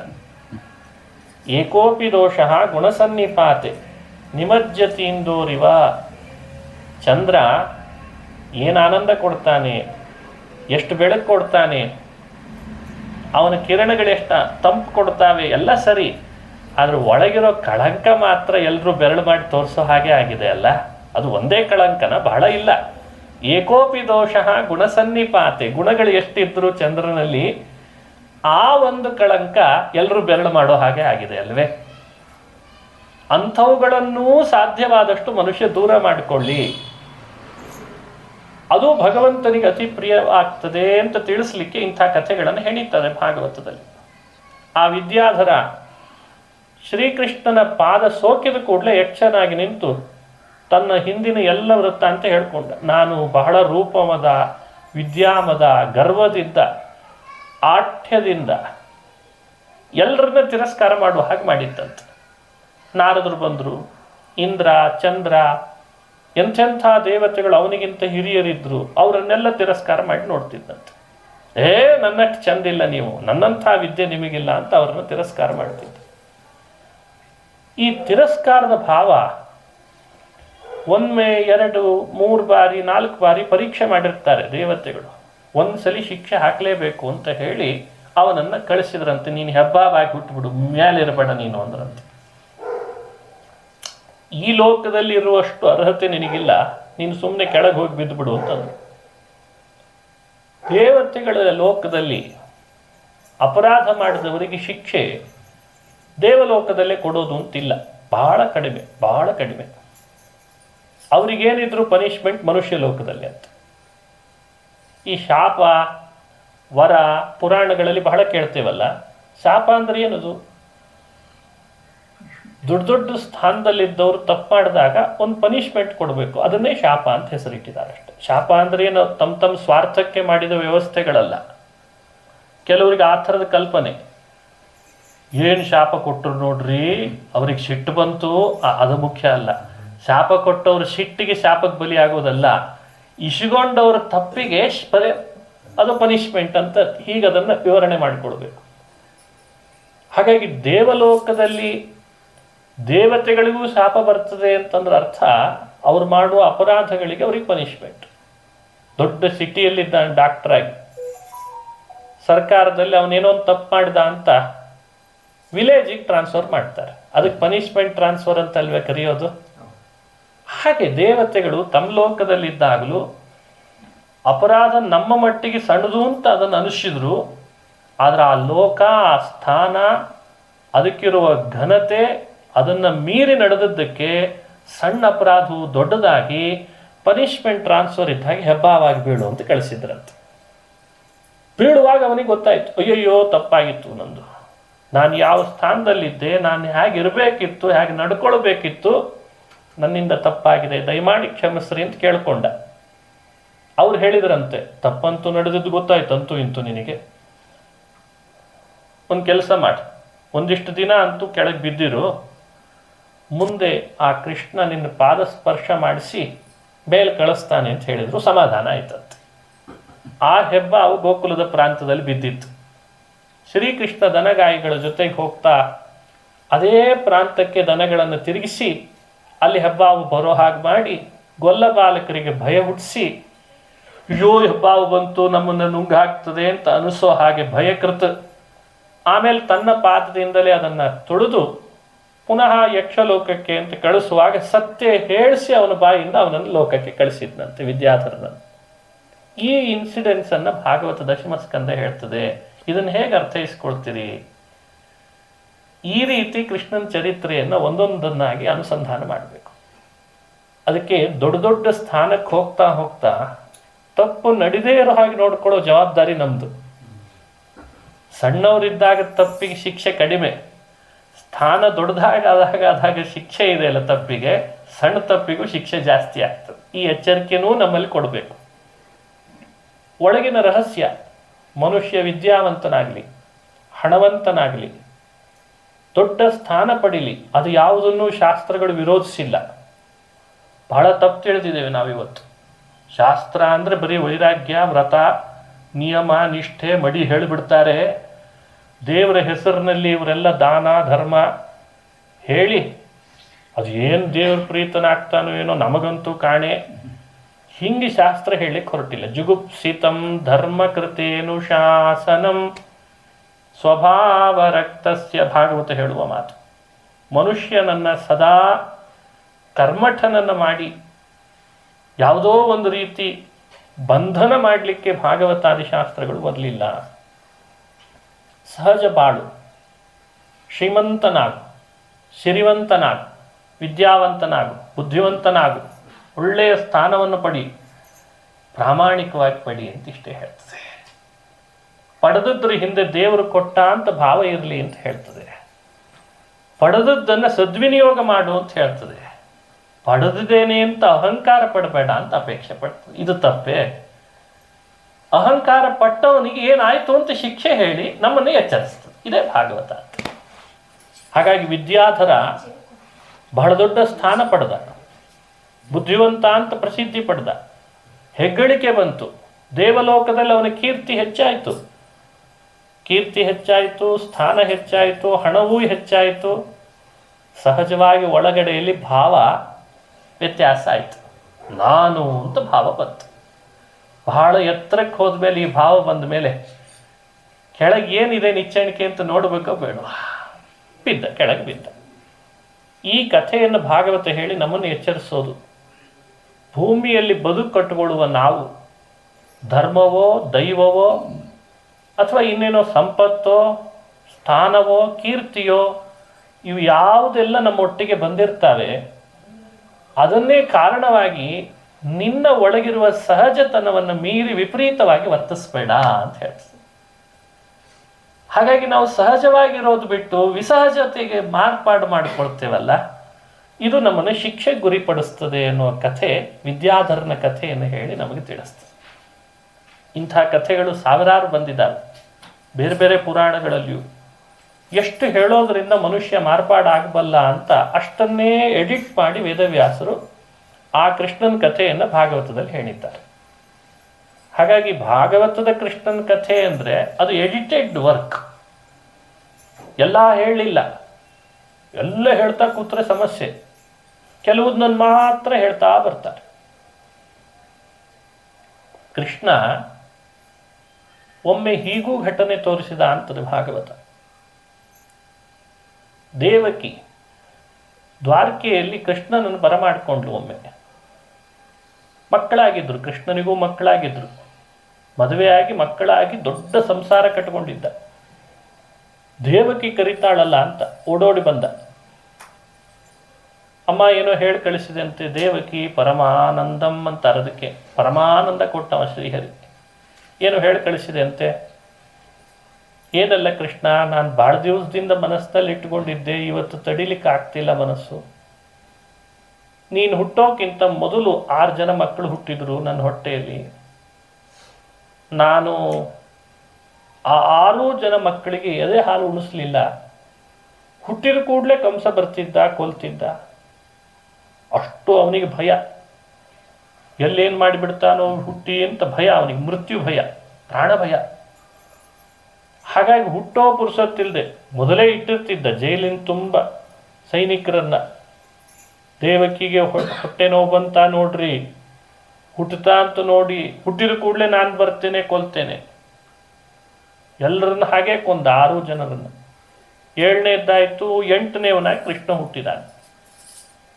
ಆ 6 ಮಕ್ಕಳನ್ನ ದೇವಕಿ ಹಡ್ದಿದ್ಲು, ನೋಡಿದ್ಲು ಕಣ್ಣಾರೆ, ಆದರೆ ಎದೆ ಹಾಲು ಉಣಿಸ್ಲಿಕ್ಕಾಗಿಲ್ಲ. ತಾಯಿ ಕರಳು. ಶ್ರೀಕೃಷ್ಣನ್ ಕೇಳ್ತಾಳ, ಆ 6 ಜನ ಮಕ್ಕಳು ನನಗೆ ಬೇಕೀಗ ಅಂತ ಹಠ ಹಿಡಿದ್ಲಂತ. ಇದು ಭಾಗವತದ ದಶಮ ಸ್ಕಂದದ ಉತ್ತರಾರ್ಥದಲ್ಲಿ ಬರ್ತದೆ. ಕೆಲವು ಕಥೆ ಪೂರ್ವಾರ್ಧ, ಕೆಲವು ಕಥೆ ಉತ್ತರಾರ್ಧ, 2 ಭಾಗ ಇದೆ 10ನೇ ಸ್ಕಂದದಲ್ಲಿ. ಸರಿ ಅಂತ ಕೃಷ್ಣ ಅಮ್ಮ ಕೇಳಿದ ಕೂಡ್ಲೇನೆ ಅವ್ರು ಎಲ್ಲಿದ್ದಾರೆ ಅಂತ ಪತ್ತೆ ಹಚ್ಚಬೇಕು. ಸರ್ವಜ್ಞ, ಅವನಲ್ಲಿ ಅಪಾರ ಶಕ್ತಿ ಇದೆ. ಹಾಗಾಗಿ ಕೃಷ್ಣನಿಗೇನು ಆಯಾಸ ಆಗಲಿಲ್ಲ. ಈಗಲೇ ತರ್ತೇನೆ ಅಂತ ಹೋದ, ತಂದೇ ಬಿಟ್ಟ 6 ಮಕ್ಕಳನ್ನು. 6 ಮಕ್ಕಳು ಪಾತಾಳದಲ್ಲಿದ್ದರು, ರಾಕ್ಷಸರಾಗಿದ್ದರು.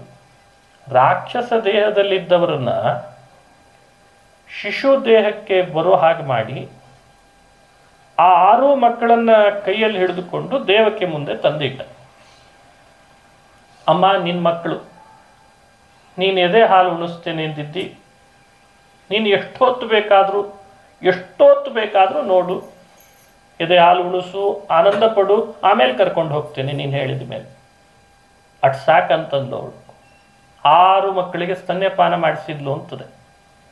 ಸ್ತನ್ಯಂ ದದೌಚ ದೇವಕಿ, ಸ್ತನ್ಯಪಾನ ಮಾಡಿಸ್ತಾಳೆ. ಆ ಎದೆ ಹಾಲು ಉಳಿಸಿದ ಮೇಲೆ ಕೃಷ್ಣನಿಗೆ ಹೇಳ್ತಾಳೆ, ಕೃಷ್ಣ ಆನಂದ ಆಯ್ತು, ಈ ಮಕ್ಕಳನ್ನು ಕರ್ಕೊಂಡು ಹೋಗು, ನನಗಿನ್ನೇನು ಬೇಡ, ನೀನು ಕರ್ಕೊಂಡು ಹೋಗ್ಲಿ, ಹಾಗಂಗೆ ಕರ್ಕೊಂಡು ಹೋಗು ಅಂತ.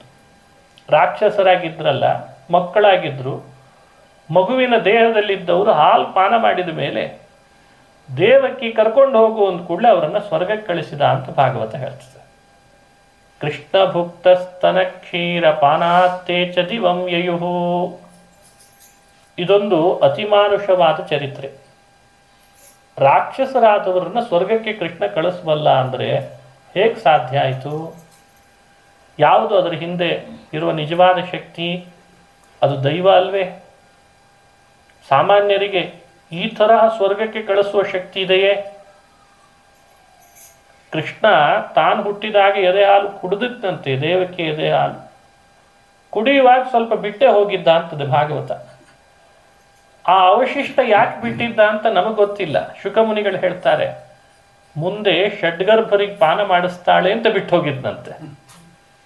ಸ್ವಲ್ಪ ಪಾನ ಮಾಡಿ ಹಾಗೆ ಸ್ವಲ್ಪ ಉಳಿಸಿ ಅವಳ ಮನಸ್ಸಿನಲ್ಲಿ ಭಾವನೆ ಹುಟ್ಟಿಸಿ, ನನ್ನ ಮಕ್ಕಳು ಬೇಕು, ನನಗೆ ಮಕ್ಕಳು ಬೇಕು ಅನ್ನೋ ಭಾವ ಹುಟ್ಟಿಸಿ ಕರ್ಕೊಂಡು ಬಾ ಕೃಷ್ಣ, ನೀನಲ್ಲದೆ ಇನ್ಯಾರು ಕೊಡಬೇಕು ನನಗೆ ಅಂತ ತನ್ನ ಮಗನನ್ನು ಕೃಷ್ಣನನ್ನೇ ಬೇಡ್ಕೊಂಡು ತಾಯಿಯಾದವಳು ಸ್ತನ್ಯಪಾನ ಮಾಡಿಸುವ ಆಸೆ ಹುಟ್ಟಬೇಕಾದ್ರೂ ಕೃಷ್ಣ ಬೇಕಂತೆ ಭಾಗವತ ಹೇಳ್ತದೆ. ತಾಯಿತನ ಬೇಕು, ಕೃಷ್ಣ ಬೇಕು. ಸ್ತನ್ಯಪಾನ ಮಾಡಿಸ್ಬೇಕು, ಕೃಷ್ಣ ಬೇಕು. ಕೃಷ್ಣ ಅವರನ್ನು ತಂದು ಕೊಟ್ಟ ಮೇಲೆ ಆಯಿತು, ನೀನಿನ್ನು ಕರ್ಕೊಂಡು ಹೋಗು ಅಂದಾಗ, ನಾನು ಕುಡಿದ ಹಾಲು ಎದೆಯಲ್ಲಿ ಉಳಿದಿತ್ತಲ್ಲ, ಅದನ್ನೇ ಕುಡಿದದ್ದಕ್ಕೆ ಸ್ವರ್ಗ ಕೊಡ್ತೇನೆ ಅಂತ ಅವರನ್ನು ಸ್ವರ್ಗಕ್ಕೆ ಕಳಿಸಿದ. ಕೃಷ್ಣ ಭುಕ್ತ ಸ್ತನ ಕ್ಷೀರ ಪಾನಾತ್ತೇಚ ದಿವಂ ಯಯುಹು. ಇದು ಕೃಷ್ಣನ ಕಥೆ. ಹಾಗಾಗಿ ಕೃಷ್ಣನಿಗೆ ನಿವೇದಿತವಾದದ್ದನ್ನು ಸ್ವೀಕಾರ ಮಾಡ್ರಿ. ಅದು ಕೃಷ್ಣನ ಭಕ್ತಿನೇ, ಅದು ಕೃಷ್ಣನಿಗೆ ಪ್ರೀತಿ ಕಾರಣ ಆಗ್ತದೆ. ಯಾಕೆ ನೈವೇದ್ಯವನ್ನು ಸ್ವೀಕರಿಸಬೇಕು ದಿನನಿತ್ಯ ಅಂತ ಹೇಳ್ತೇವೆ? ಶಾಸ್ತ್ರಗಳು ಸಾರಿ ಸಾರಿ ಯಾಕೆ ಹೇಳ್ತಾವೆ? ಏನೇ ಸ್ವೀಕಾರ ಮಾಡು, ದೇವ್ರ ಮುಂದಿಟ್ಟು ಸ್ವೀಕಾರ ಮಾಡು. ಅದೇನೋ ಒಂದು ಮೌಢ್ಯ ಅಲ್ಲ. ಎಲ್ಲ ಕಡೆಯಲ್ಲಿ ದೇವರಿರ್ತಾನೆ, ಅವ ನೋಡ್ತಾನೆ ಇರ್ತಾನೆ, ಅವನಿಗೇನು ಕೊಡೋದ್ರಿ ಅಂತ ಹೀಗೆ ತರ್ಕ ಬೇಡ. ಎಷ್ಟಂತೆ ತರ್ಕ ಮಾಡಿ ಮಾಡಿ ಹಾಳು ಮಾಡ್ಕೊಳ್ತೀವಿ ಬುದ್ಧಿಯನ್ನ ಅಂತದೆ ಭಾಗವತ. ನೇಂದ್ರಿಯಾಣಿ ನಾನುಮಾನಂ ವೇದಾಹ್ಯೇವ ಏನಂ ವೇದಯಂತಿ ನೈಷಾ ತರ್ಕೇಣ ಮತಿರಾಪನೇಯ. ಈ ದೇವರು ಅಂದಾಗೆಲ್ಲ ತರ್ಕ ಜಾಸ್ತಿ ಶುರು ಆಗ್ತಾವಲ್ಲ. ಮನುಷ್ಯನಿಗೆ ಆಚಾರ ವಿಚಾರ ದೇವರು ಅಂದಾಗ ಬರೋ ಪ್ರಶ್ನೆಗಳು ತನ್ನ ಬದುಕಿನಲ್ಲಿ ಮಾಡುವ ಅನೇಕ ದೈನಂದಿನ ಕೆಲಸಗಳಲ್ಲಿ ಬರಲ್ಲ. ಭಾರಿ ವಿಚಿತ್ರ ತರ್ಕಗಳನ್ನು ಮಾಡ್ತಾನೆ ಮನುಷ್ಯ. ಅವುಗಳನ್ನು ಬದಿಗೊತ್ತಿ ಸಹಜ ಅಂತಃಕರಣ, ಸಹಜವಾದ ಭಕ್ತಿ ದೇವರಲ್ಲಿ ಎಂದು ಮಾಡ್ತೇವೆ. ಅದು ಸತ್ಯವಾದ ಶ್ರದ್ಧೆ ದೇವರಲ್ಲಿ ಎಂದು ಮಾಡ್ತೇವೆ. ಅಂದು ನಾವು ಅವನ ಕೃಪೆಗೆ ಪಾತ್ರರಾಗ್ತೇವೆ. ಇದು ಒಂದು ಕಥೆ. ಒಮ್ಮೆ ಕೃಷ್ಣ ದ್ವಾರಕೆಯಲ್ಲಿರುವಾಗ ಉದ್ಧವ ಬಂದ. ಉದ್ಧವನೊಟ್ಟಿಗೆ ಕೃಷ್ಣ ಮಾತನಾಡ್ತಾ ಉದ್ಧವ ಕೇಳಿದ್ದಂತೆ, ಕೃಷ್ಣ, ಇಷ್ಟು ಜನ ಭಕ್ತರಿದ್ದಾರೆ ನಿನಗೆ, ಎಲ್ಲರೂ ಮಾಡಿದ ಭಕ್ತಿಯಲ್ಲಿ ಯಾರ ಭಕ್ತಿ ನಿಂಗೆ ಬಹಳ ಇಡಿಸ್ತದೆ? ನಿನಗೆ ಬಹಳ ಬೇಕಾದವರು ಯಾರು? ಕೃಷ್ಣನನ್ನು ಎಂಕ್ವೈರಿ ಮಾಡ್ತಾನೆ, ಸಂದರ್ಶನ ಮಾಡ್ತಾನೆ, ಇಂಟರ್ವ್ಯೂ ಮಾಡಿದಾಗ ಯಾರು ಇರಲಿಲ್ಲ. ಕೃಷ್ಣ ಒಬ್ಬನೇ ಕೂತಿದ್ದಂತೆ. ಏನೋ ಯೋಚನೆ ಮಾಡ್ತಿದ್ದಾನೆ, ಬಹಳ ಆಳವಾಗಿ ಅನ್ಕೊಂಡ ಉದ್ಧವ. ಕೇಳಿದ, ಹೀಗೆ ಕೇಳಿದ ಕೂಡಲೇ ಕೃಷ್ಣನ ಬಾಯಲ್ಲಿ ಬಂದದ್ದೇನು? ಉದ್ಧವ, ಎಂದೂ ಮರಿಲಿಕ್ಕಾಗದಷ್ಟು ನನ್ನಲ್ಲಿ ಭಕ್ತಿ ಮಾಡಿದವರು ಅಂದರೆ ಗೋಪಾಲಕರು, ಗೋಪಿಕಾ ಸ್ತ್ರೀಯರು ಅಂತಂದಂತೆ. ಅಷ್ಟು ಭಕ್ತಿ ಮಾಡಿದ್ದಾರೆ ನನ್ನಲ್ಲಿ, ನನಗೆ ಮರಿಲಿಕ್ಕೆ ಆಗಲ್ಲ. ಆಕಳು ನೋಡಿದರೆ ಗೋಕುಲ ನೆನಪಾಗ್ತದೆ, ಹಾಲು ನೋಡಿದರೆ ಗೋಪಿಕಾ ಸ್ತ್ರೀಯರು ನೆನಪಾಗ್ತಾರೆ, ಬೆಣ್ಣೆ ನೋಡಿದರೆ ಗೋಕುಲವೇ ನೆನಪಾಗ್ತದೆ ಅನ್ನಂತೆ ಕೃಷ್ಣ. ಅಷ್ಟು ಕೃಷ್ಣನ ಮನಸ್ಸಿನೊಳಗೆ ಗೊಲ್ಲ ಬಾಲಕರು, ಗೋಪಿಕೆಯರು, ಬೆಣ್ಣೆ, ಹಾಲು, ಮೊಸರು, ಅವರ ಮನಸ್ಸಿನೊಳಗಿರುವ ಭಾವ, ಆ ಪರಿಶುದ್ಧತೆ, ಆ ಮುಗ್ಧತೆ ಕೃಷ್ಣನನ್ನೇ ಯಾವಾಗಲೂ ಕಾಡೋ ಹಾಗೆ ಮಾಡಿತ್ತು ಅಂತ ಭಾಗವತ ಹೇಳ್ಬಿಡ್ತು. ಸರ್ವಜ್ಞನಾದ ಅಸಂಗೋಹ್ಯಯಂ ಪುರುಷ ಅಂತ ಉಪನಿಷತ್ನಲ್ಲಿ ಅಸಂಗ ಅಂತ ಕರೆಸ್ಕೊಳ್ಳುವ ಶ್ರೀಕೃಷ್ಣನಿಗೆ ಗೋಪಿಕೆಯರನ್ನ ಅವರು ಮಾಡಿದ ಭಕ್ತಿಯನ್ನ ನೆನಪಿಸ್ಕೊಳ್ಳೋ ಹಾಗೆ ಮಾಡ್ತಾ ಇದ್ರು ಅಂದರೆ ಆ ಭಕ್ತಿ ನಮ್ಮಲ್ಲಿ ನಿರೀಕ್ಷೆ ಮಾಡ್ತಾ ಇದ್ದಾನೆ ಭಗವಂತ ಅಂತ ಭಾಗವತ ಹೇಳ್ತಾರೆ. ಉದ್ಧವನಿಗೆ ಹೇಳ್ದ ಈ ಮಾತನ್ನು, ಏನು ಕೇಳ್ತಿ ಗೋಪಿಕಾ ಸ್ತ್ರೀಯರ ಭಕ್ತಿ, ಎಷ್ಟು ನನ್ನ ಮೇಲೆ ಅವರು ದಾರಾನ್ ಸುತಾನ್ ಪ್ರಿಯಾನ್ ಪ್ರಾಣಾನ್ ಪರಸ್ಮೈ ಸನ್ನಿವೇದೆ ಅಂತ ಒಂದು ಅರ್ಧ ಕ್ಷಣ ನಾನು ಬಿಟ್ಟಿರ್ತಿರ್ಲಿಲ್ಲ. ಆದರೆ ಈ ಭಕ್ತಿಯಲ್ಲಿ ಬಹಳ ಮುಖ್ಯವಾಗಿ ತಿಳ್ಕೊಳ್ಬೇಕಾದ ಒಂದು ಅಂಶ ಹೇಳ್ತಾರೆ ಭಾಗವತದಲ್ಲಿ. ಯಾಕಂದರೆ ಈಗ ಭಕ್ತಿ ಅಂದರೆ ಮನುಷ್ಯನಿಗೇನು ಅನಿಸಿದೆ, ಮಾಡಲೇಬೇಕಾದ ಒಂದಿಷ್ಟು ಕರ್ತವ್ಯಗಳಿವೆ, ಅದನ್ನು ಮಾಡ್ತಾ ಮಾಡ್ತಾ ದೇವರಲ್ಲಿ ಭಕ್ತಿ ಮಾಡ್ಲಿಕ್ಕೆ ಬರ್ತದೆ. ಯಾಕಂದ್ರೆ ಆ ಕರ್ತವ್ಯವೂ ದೇವರ ಪೂಜೆಯೇ. ಎರಡಕ್ಕೆ ತಗಲಾಕೊಳ್ತಾನೆ ಮನುಷ್ಯ. ಹೇಗೆ ತಗಲಾಕ್ತಾನೆ? ನೀವು ಹೇಳಿದ್ರಿ ದೇವರಲ್ಲಿ ಭಕ್ತಿ ಮಾಡಬೇಕು, ಪಾರಾಯಣ ಮಾಡಬೇಕು, ಪೂಜೆ ಪುನಸ್ಕಾರ ಪ್ರದಕ್ಷಿಣೆ ಹಾಕಬೇಕು, ಅದನ್ನೇ ನಾವು ಮಾಡ್ತಿದ್ದೀವಿ. ಕೆಲಸಕ್ಕೆ ಹೋಗಲ್ಲ, ಸಂಪಾದನೆ ಇಲ್ಲ, ಕರ್ತವ್ಯಗಳನ್ನು ನಿಭಾಯಿಸಲಾರ. ಯಾಕೆ? ದೇವರಲ್ಲಿ ಭಕ್ತಿ ಮಾಡಬೇಕು. ಆದರೆ ಮನುಷ್ಯರಲ್ಲಿ ಭಕ್ತಿಯ ಹೆಸರಿನಲ್ಲಿ ಕರ್ತವ್ಯ ಪ್ರಜ್ಞೆ ಎಲ್ಲೋ ಒಂದು ಕಡೆಯಿಂದ ಮೊಟಕುಗೊಳಿಸೋದು ಬಹಳ ಆಗ್ತದೆ. ಕೆಲವರು ಅಂಥ ಭಕ್ತಿಯನ್ನು ಹೇಳಿದರು. ನಮ್ಮ ಪರಂಪರೆಯ ಅನೇಕ ಘಟ್ಟಗಳನ್ನು ನೋಡಿದರೆ ಸದಾ ದೇವರಲ್ಲಿ ಭಕ್ತಿಯನ್ನು ಹೆಸರಿನಲ್ಲಿ ಕರ್ತವ್ಯ ಪ್ರಜ್ಞೆಯನ್ನು ಬಹಳ ಮೊಟಕುಗೊಳಿಸಿದವರು ಇದ್ದಾರೆ. ಹರೇ ರಾಮ, ಹರೇ ಕೃಷ್ಣ, ಹರೇ ವಿಠಲ, ಭಜನೆ, ಕೀರ್ತನೆ ಎಲ್ಲ ಸರಿ, ಆದರೆ ತಂದೆ ಬೇಡ, ತಾಯಿ ಬೇಡ, ಮಕ್ಕಳು ಬೇಡ, ವಿವಾಹ ಬೇಡ, ಕುಟುಂಬದ ವ್ಯವಸ್ಥೆಗಳು ಬೇಡ, ಸಾಮಾಜಿಕ ಧೋರಣೆಗಳು, ಸಾಮಾಜಿಕ ಒಂದು ಜವಾಬ್ದಾರಿ ಬೇಡ, ಅಥವಾ ಯಾವುದೋ ಒಂದು ಕಂಪ್ನಿ ಕೆಲಸ, ಆ ಸೆಕ್ಟರ್ ಯಾಕೆ ದೇವರ ಭಕ್ತಿ ಮಾಡಬೇಕಲ್ಲ ಅಂತ. ಈ ದೇವರ ಭಕ್ತಿಯ ಹೆಸರು ಮನುಷ್ಯನಲ್ಲಿ ಸಹಜವಾದ ವ್ಯವಸ್ಥೆಯಲ್ಲಿ ಎಲ್ಲರೂ ಯಾವುದರಲ್ಲಿ ರೂಢಿಸ್ಕೊಂಡಿದ್ದಾರೋ ಅದರಿಂದ ವಿಮುಖರನ್ನು ಮಾಡಲಿಕ್ಕೆ ದೇವರ ಭಕ್ತಿ ಹೇಳಿಲ್ಲ. ಅದನ್ನು ಕೃಷ್ಣ ಉದ್ಧವನಿಗೆ ಹೇಳ್ತಾನೆ. ಉದ್ಧವ, ನನ್ನಲ್ಲಿ ಭಕ್ತಿ ಅಂದ್ರೆ ಏನು? ಹಾಲು ಮೊಸರು ಮಾಡೋದು ಬೇಡ ಅನ್ನೋದು ನನ್ನ ಭಕ್ತಿ ಅಲ್ಲ. ಮೊಸರನ್ನು ಮಜ್ಜಿಗೆ ಮಾಡಿ ಬೆಣ್ಣೆ ಕಡಿಬಾರ್ದು ಅನ್ನೋದು ನನ್ನಲ್ಲಿ ಭಕ್ತಿ ಅಲ್ಲ. ನೀನು ಭಕ್ತಿ ಮಾಡುವಂತೆ ನಾವು ಬೆಣ್ಣೆ ಕಡಿಯೋದು ಬಿಟ್ವಿ ಅಂತ ಯಾವತ್ತೂ ಗೋಪಾಲಕರನ್ನ, ಗೋಪಿಕೆಯರನ್ನ ತನ್ನ ಎದುರುಗಡೆ ಕೃಷ್ಣ ಕೂಡಿಸ್ಕೊಳ್ಳಿಲ್ಲ. ಬೆಣ್ಣೆ ತೆಗಿಲೇಬೇಕು, ಹಾಲು ಹಾಕಲೇಬೇಕು, ಆ ಹೈದಿನ ಮಾರಾಟ ನಡಿಲೇಬೇಕು, ಆ ಮಾರಾಟದಿಂದಲೇ ನೀವು ಶ್ರೀಮಂತರಾಗಬೇಕು. ನಾನು ಲಕ್ಷ್ಮೀಪತಿ ಅಂಥೇಳಿ ಈ ಕೂಡಲೇ ಹಣವನ್ನು ನನ್ನ ಕೈಯಿಂದ ಕೊಡ್ತೀನಿ ಅಂತ ಅನ್ಕೊಳ್ಬೇಡ್ರಿ. ಕೊಡ್ತೇನೆ, ನಾನು ಕೊಡೋದು ಇದೇ ದಾರಿಯಲ್ಲಿ ಬಂದ್ರೆ ಕೊಡ್ತೇನೆ ಅನ್ನಂತೆ ಕೃಷ್ಣ. ಹಾಗಾಗಿ ಕೃಷ್ಣ ಹುಟ್ಟಿನಿಂದ ಗೋಕುಲದಲ್ಲಿ ಕಾಲ ಕಳೆದು ತಾನೇ ಸ್ವಯಂ ಇಂದಿರಾಪತಿ ಲಕ್ಷ್ಮೀಪತಿ ಆದರೂ ಅವರವ್ರು ಮಾಡುವ ಕರ್ತವ್ಯವನ್ನು ನೋಡಿಯೇ ಅವರಿಗೆ ಫಲ ಕೊಟ್ಟಂತೆ. ಅದೇ ಭಕ್ತಿಯಿಂದ ಕೃಷ್ಣ. ಹಾಗಾಗಿ ದನ ಕಾಯೋದನ್ನು ಬಿಡ್ರಿ ಅಂತ ಹೇಳಲಿಲ್ಲ, ಹುಲ್ಲು ತರಬೇಡ್ರಿ ಅಂತ ಹೇಳಲಿಲ್ಲ, ಹಾಲು ಕರಿಬೇಡ್ರಿ ಅಂತ ಹೇಳಲಿಲ್ಲ, ಗೋಪಿಕೆಯರನ್ನ ತಮ್ಮ ಮನೆ ಕೆಲಸಗಳನ್ನೆಲ್ಲ ಬಿಟ್ಟು ನನ್ನ ಮುಂದೆ ಕೂತ್ಕೊಳ್ರಿ ನನ್ನೇ ನೋಡ್ತಾ ಅಂತ ಹೇಳಲಿಲ್ಲ. ಎಲ್ಲ ಮಾಡಿಸಿ ಒಳಗಡೆಯಿಂದ ನನ್ನ ಸ್ಮರಣೆ ಮಾಡ್ರಿ ಅಂತ ಹೇಳಿದ. ಇದು ಭಕ್ತಿ ಅಂತ ಭಾಗವತ ಹೇಳ್ತಾರೆ. ಅದಕ್ಕೆ ಅವರಂತಾರೆ, ಕೃಷ್ಣ ಕ್ಷಣ ಕ್ಷಣಕ್ಕೆ ನಿನ್ನನ್ನು ಸ್ಮರಣೆ ಮಾಡ್ತೇವೆ, ನಮ್ಮ ಕೆಲಸ ಯಾವುದು ಬಿಟ್ಟು ಕೂತಿದ್ದೇವೆ ಅಂತೇನಿಲ್ಲ ಅಂದ್ರಂತೆ ಗೋಪಾಲಕರು ಗೋಪಿಕೆಯರು. ಅಟತಿ ಯದ್ಭವಾನ್ ಅನ್ಹಿಕಾನನಂ ತ್ರುಟಿಯುಗಾಯತೆ ತ್ವಾಮಪಶ್ಯತಾ ಕುಟಿಲ ಕುಂತಲಂ ಶ್ರೀಮುಖಂಚತೆ ಚಡವದೀಕ್ಷತಾಂ ಪಕ್ಷ್ಮನುದೃಶ. ಈ ಕಥೆ ನೆನಪಿರಬೇಕಾದದ್ದು ನಮಗೆ. ಸೂರ್ಯೋದಯ ಆಗ್ತಿರ್ಲಿಕ್ಕೆ ನೂರಾರು ಆಕಳುಗಳನ್ನು ಕೊಟ್ಟಿಗೆಯಿಂದ ಹೊರಗೆ ಬಿಡಬೇಕು. ಆಕಳು ಮುಂದೆ ಕರ ಹಿಂದಿಂದೆ. ಆ ನೂರಾರು ಆಕಳ ಎಲ್ಲರ ಮನೆಯಿಂದ ಬರ್ತಿತ್ತಂತೆ ಗೋಕುಲದಲ್ಲಿ. ಗೋಷ್ಠದಲ್ಲಿ ಅದೇ ಕೆಲಸ. ಬೆಳಗ್ಗೆ ಎದ್ದು ಕೂಡಲೇ ಕೊಟ್ಟಿಗೆಯಲ್ಲಿ ಹಾಲು ಕರೆದು ಆಕಳು ಬಿಡಬೇಕು, ಮೇಯಿಸ್ಕೊಂಡು ಬರಬೇಕು. ಹಿಂದೆ ಕೃಷ್ಣ ಇರ್ತಿದ್ದಂತೆ. ಎಲ್ಲ ಆಕಳ ಮುಂದೆ ಹಿಂದೆ ಕೃಷ್ಣ. ಎಲ್ಲ ಗೋಪಿಕಾ ಸ್ತ್ರೀಯರು ಮನೆ ತುಂಬ ರಂಗೋಲಿ ಹಾಕಿ ಥಳಿ ಹೊಡೆದು ಮನೆ ಕೆಲಸ ಮಾಡ್ತಾ ಮಾಡ್ತಾ ಅಂಗಳಕ್ಕೆ ಬರ್ತಿದ್ರಂತ. ಆಕಳುಗಳು ಹೊರಟು ಕೂಡಲೇ ಅಂಗಳದಲ್ಲಿ ಯಾಕೆ ಬಂದು ನಿಲ್ತಿದ್ರು ಅಂದರೆ, ಕೃಷ್ಣ ಇವತ್ತೇನು ಅಲಂಕಾರ ಮಾಡ್ಕೊಂಡಿದ್ದಾನೆ. ಗುಂಗುರು ಗುಂಗುರು ಕೂದಲು, ಮುದ್ದಾದ ಮುಖ, ಕಣ್ಣಿನಲ್ಲಿರುವ ಸೆಳೆತ ನೋಡಬೇಕು ಅಂತ ಆಸೆ. ಆಕಳು ಹಿಂಡಿಂಡು ಮುಂದೆ ಹೋಗಬೇಕು, ಕೃಷ್ಣ ಹಿಂದಿನಿಂದ ಬರ್ತಿರ್ಬೇಕಂತ. ಹೇಗಿದ್ದ ಕೃಷ್ಣ? ಕುಟಿಲ ಕುಂತಲಂ ಶ್ರೀಮುಖಂಚತೆ ಚಡವದೀಕ್ಷತಾಂ ಪಕ್ಷ್ಮನುದೃಶ. ಕುಟಿಲ ಕುಂತಲಂ, ಗುಂಗುರು ಗುಂಗುರು ಕೂದಲು, ಕೃಷ್ಣನ ಮುಖದ ತುಂಬ ದುಂಬಿಗಳಂತೆ ಬಂದಿದ್ವಂತೆ. ಆ ಮುಖವನ್ನು ನೋಡಬೇಕು. ನೋಡುವಾಗ ಒಬ್ಬರು ಒಂದು ಸ್ವಲ್ಪ ಕಣ್ಣು ಆಡಿಸ್ತಿರ್ಲಿಲ್ಲ, ರೆಪ್ಪೆ ಪಿಳಕಿಸ್ತಿರ್ಲಿಲ್ಲ, ಹಾಗೆ ನೋಡ್ತಿದ್ರಂತೆ. ನೋಡ್ತಾ ನೋಡ್ತಾ ನಿಂತ್ರೆ ಜಡವದೀಕ್ಷತಾಂ, ಕಲ್ಲಾದಾಗಿರ್ತಿದ್ರಂತೆ ಒಬ್ಬೊಬ್ರು. ಕೃಷ್ಣನ ಸೌಂದರ್ಯ ಆಗಿತ್ತು. ಆಮೇಲೆ ಮತ್ತೆ ಅವರ ಮನಸ್ಸಿನೊಳಗೆ ಹೊರಟ ಕೃಷ್ಣ ಗೋಕುಲ ದಾಟಿ ಎಂದಾಗ ಒಳಗಡೆ ಆತಂಕ ಶುರುವಾಯ್ತು. ಎಲ್ಲಿ ನೀರು ಕುಡಿದ್ನೋ ಏನೋ, ಎಲ್ಲಿ ಊಟ ಮಾಡಿದ್ನೋ ಏನೋ, ಹಸಿವೆ ಎಷ್ಟಾಗಿರ್ತದೋ ಏನೋ, ಯಾವಾಗ ಬರ್ತಾನೋ ಏನೋ ಕೃಷ್ಣ.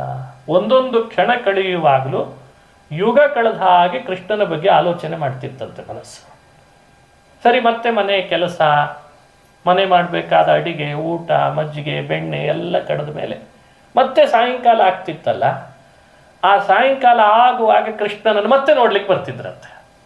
ಬೆಳಗ್ಗೆ ಕೃಷ್ಣನ ದರ್ಶನ, ಸಾಯಂಕಾಲ ಕೃಷ್ಣನ ದರ್ಶನ. ಆದ್ರೆ ಒಳಗಡೆ ಕೃಷ್ಣನ ಬೆಳಗ್ಗೆ ದರ್ಶನ ಮಾಡಿದ ರೂಪ ಹಾಗೇ ಮನಸ್ಸಿನಲ್ಲಿ ಇಟ್ಕೊಂಡಿರ್ತಿದ್ರಂತೆ. ಎಲ್ಲ ಕೆಲಸ ಮುಗಿಸ್ಬೇಕು, ಒಳಗೆ ಭಾವ ಕೃಷ್ಣನ ಬಗ್ಗೆ. ಮತ್ತೆ ಸಾಯಂಕಾಲ ಕೃಷ್ಣ ಬರುವಾಗ ಅವನನ್ನು ರೂಪ ದರ್ಶನ ಮಾಡಬೇಕಂತ. ಹೀಗೆ ಕೃಷ್ಣನಲ್ಲಿ ಭಕ್ತಿ ಅಂದರೆ ಭಾಗವತನೇ ಹೇಳುವಂತೆ ಬೆಳಗ್ಗೆ ಸಾಯಂಕಾಲ ಮಾಡುವ ಕೃಷ್ಣನ ದರ್ಶನದ ಮಧ್ಯದೊಳಗೆ ಕೆಲಸ ಮನೆಯಲ್ಲಿ ಬಿಟ್ಟು ಕೂತಿದ್ರು ಅಂತ ಹೇಳಲಿಲ್ಲ.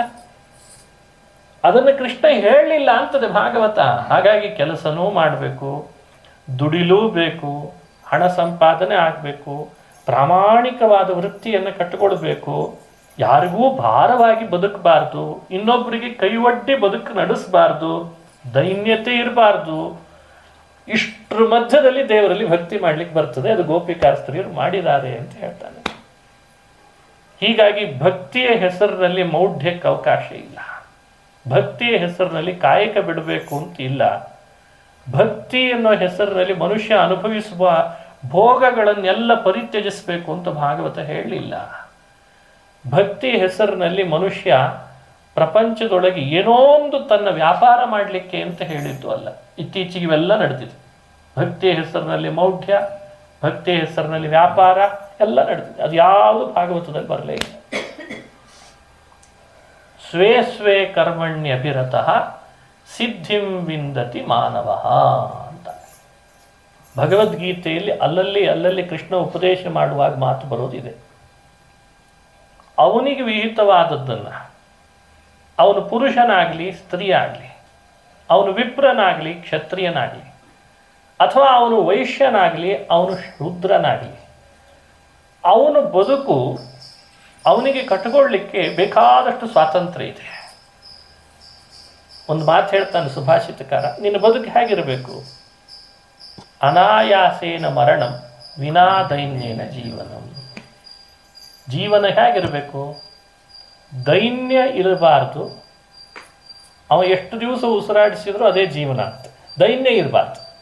ದೈನ್ಯ ಅಂದರೆ ಇನ್ನೊಬ್ಬರ ಹತ್ರ ಹೋಗಿ ಕೊಡು ಅಂತ ಕೇಳಿರಬಾರ್ದು. ಅವನು ಹೇಗಿರಬೇಕು? ಅವನ ಮರಣ ಆಯಾಸ ಇಲ್ಲದೆ ದೇಹ ಬಿಟ್ಟು ಹೊರಗೆ ಹೋಗಿರ್ಬೇಕಂತ. ಮನೆಯಿಂದ ಹೊರಗೆ ಹೋಗಬೇಕು ಅಂದಾಗ ಎಷ್ಟು ಆಯಾಸ ಇಲ್ಲದೆ ಹೊರಡ್ತಾನೆ, ಹೋಗಿ ಬರ್ತೀನಿ ಅಂತ. ದೇಹ ಬಿಡುವಾಗಲೂ ಅಷ್ಟೇ ಸಹಜವಾದ ಆಯಾಸ ಇಲ್ಲದೆ ನಾನು ಹೋಗಿ ಬರ್ತೀನಿ ಅಂತ ದೇಹವನ್ನು ಹಾಕಿಬಿಟ್ಟು ಹೋಗ್ಬೇಕಂತ. ಆಯಾಸ ಇಲ್ಲದೆ ದೇಹ ಬಿಡು, ದೈನ್ಯ ಇಲ್ಲದೆ ಬದುಕು ನಡೆಸು. ಅನಾಯಾಸೇನ ಮರಣಂ ವಿನಾ ದೈನ್ಯೇನ ಜೀವನಂ. ನೀನು ಇನ್ನು ಉಳಿದೆಲ್ಲ ಮಾಡ್ತೀಯೋ ಬಿಡ್ತೀಯೋ, ಆಮೇಲೆ ನೀವು ಪ್ರಾಣಾಯಾಮ ಮಾಡ್ತೀಯೋ ಇಲ್ಲೋ, ಸೂರ್ಯ ನಮಸ್ಕಾರ ಮಾಡ್ತೀಯೋ ಇಲ್ಲೋ, ಪೂಜೆ ಮಾಡ್ತೀಯೋ ಇಲ್ಲೋ, ಅದು ಆಮೇಲೆ ನೋಡೋಣಂತಪ್ಪ. ನಿನ್ನ ಇಡೀ ಬದುಕಿನೊಳಗೆ ಇವೆರಡು ಅಂಗ ನೆನಪಿಟ್ಕೋಬೇಕು. ಆಯಾಸ ಇಲ್ಲದೆ ದೇಹ ಬಿಡುವ ಹಾಗೆ ನಿನ್ನನ್ನು ನೀನು ಇವಾಗಲಿಂದ ಪ್ರಯತ್ನ ಪಡು. ಅವ್ರ ಕಡೆ ಬಯಸ್ಕೊಂಡು ಇವ್ರ ಕಡೆ ಬಯಸ್ಕೊಂಡು ಅವ್ರ ಛೀ ಇವ್ರ ಥೂ ಇದೆಲ್ಲ ಯಾಕೆ ಬೇಕು? ಆಯಾಸ ಇಲ್ಲದೆ ದೇಹ ಬಿಡೋ ಹಾಗೆ ಮಾಡ್ಕೊ. ಅದು ಏನು ಮಾಡ್ತೀವಿ ಮಾಡ್ಕೊ. ವಾಕಿಂಗ್ ಮಾಡ್ತೀಯೋ, ಆ ಕಲ್ಟ್ ಫಿಟ್ಟಿಗೆ ಹೋಗ್ತೀಯೋ, ದೇಹ ಫಿಟ್ ಮಾಡ್ಕೋತೀಯೋ, ಜಿಮ್ಮಿಗೆ ಹೋಗ್ತೀಯೋ, ಪ್ರಾಣಾಯಾಮ ಮಾಡ್ತೀಯೋ, ಅಥವಾ ನೀನೇ ದಿನನಿತ್ಯ ನಿನ್ನ ತಲೆ ಕೆಳಗೆ ಮಾಡಿ ನಿನ್ನ ಕಾಲು ಮೇಲೆ ಮಾಡಿಕೊಂಡು ಶಿರಸಾಸನ ಹಾಕ್ಕೊಳ್ತೀಯೋ, ಆಯಾಸ ಇಲ್ಲದೆ ದೇಹ ಬಿಡು. ಆಯಾಸ ಇಲ್ಲದೆ ಮನೆ ಬಿಟ್ಟು ಹೋಗ್ತೀಯೋ ಇಲ್ಲೋ, ಆಯಾಸ ಇಲ್ಲದೆ ದೇಹ ಬಿಡು. ಇನ್ನೊಬ್ಬರಿಗೆ ಕೈ ಒಡ್ಡದೇನೆ ನಿನ್ನ ಬದುಕಿನ, ನಿನ್ನ ಆಹಾರವನ್ನು, ನಿನ್ನ ವಿಹಾರವನ್ನು, ನಿನ್ನ ಬಟ್ಟೆಯನ್ನು ನೀನು ಸಂಪಾದನೆ ಮಾಡಿ. ಅದೇ ಜೀವನ ಅಂದರೆ. ಇದಕ್ಕೆ ಪುಣ್ಯವೋ ಪಾಪವೋ ನರಕವೋ ಸ್ವರ್ಗವೋ ಆಮೇಲೆಲ್ಲ ಚರ್ಚೆ ಮಾಡೋಣ ಅಂತ ಅದ್ರ ಬಗ್ಗೆ ಅಂತಾರೆ. ಇದು ಒಬ್ಬ ಕವಿ ಹೇಳಿಕೊಟ್ಟ. ಒಬ್ಬ ಸಾಮಾನ್ಯ ಸಂಸ್ಕೃತದ ಕವಿ ಜಗತ್ತಿಗೆ ಉಪದೇಶ ಮಾಡಿಬಿಟ್ಟ. ಇದೇ ನಿಜವಾದ ಆಹಾರ, ಇದೇ ನಿಜವಾದ ವಿಹಾರ ಅನ್ನೋ ಹಾಗೆ. ಕೃಷ್ಣನೂ ಜಗತ್ತಿಗೆ ಬೋಧಿಸಿದ್ದದನ್ನೇ. ಅವ ನಮ್ಮನ್ನು ಯಾವುದೋ ಸಂಕುಲೆಯಲ್ಲಿ ಕೂಡು ಹಾಕ್ಲಿಕ್ಕೆ ಹೊರಡಲೇ ಇಲ್ಲ. ಗೊಲ್ಲ ಬಾಲಕರು ಹೈನಿನ ಮಾರಾಟದಿಂದ ಶ್ರೀಮಂತರಾಗಲಿ ಅಂತ ನಿರೀಕ್ಷೆ ಮಾಡಿದ. ಆಕಳಿಗೆ ಮೇವೆ ಇಲ್ಲದೆ ಇದ್ರೆ ಅವೇನು ಹೈನು ಮಾರಾಟ ಮಾಡ್ತಾರೆ? ಬೆಣ್ಣೆ ಎಲ್ಲಿಂದ ಬರ್ತದೆ? ಹಾಲು ಎಲ್ಲಿಂದ ಬರ್ತದೆ? ಹಾಗಾಗಿ ಕೃಷ್ಣ ಯೋಚಿಸಿದ, ಬಹಳ ಸಣ್ಣ ಪರಿಧಿಯಲ್ಲಿ ಗೋವುಗಳನ್ನು ಮೇಯಿಸೋದು ಕಠಿಣ ಆಗ್ತದೆ, ಇನ್ಮೇಲಿಂದ ವೃಂದಾವನಕ್ಕೆ ಹೋಗೋಣ ಅಂತಂದ. ಮೇವು ಜಾಸ್ತಿ ಸಿಗ್ತದೆ. ಮೇವು ಜಾಸ್ತಿ ಸಿಕ್ಕಾಗ ಆಕಳು ದಷ್ಟಪುಷ್ಟ ಆಗ್ತವೆ. ಆಕಳು ದಷ್ಟಪುಷ್ಟ ಆದರೆ ಹಾಲು ಜಾಸ್ತಿ ಬರ್ತದೆ. ಹಾಲು ಜಾಸ್ತಿ ಬಂದರೆ ಸಹಜವಾಗಿ ಮೊಸರು ಬೆಣ್ಣೆ ಹೆಚ್ಚಾಗ್ತದೆ.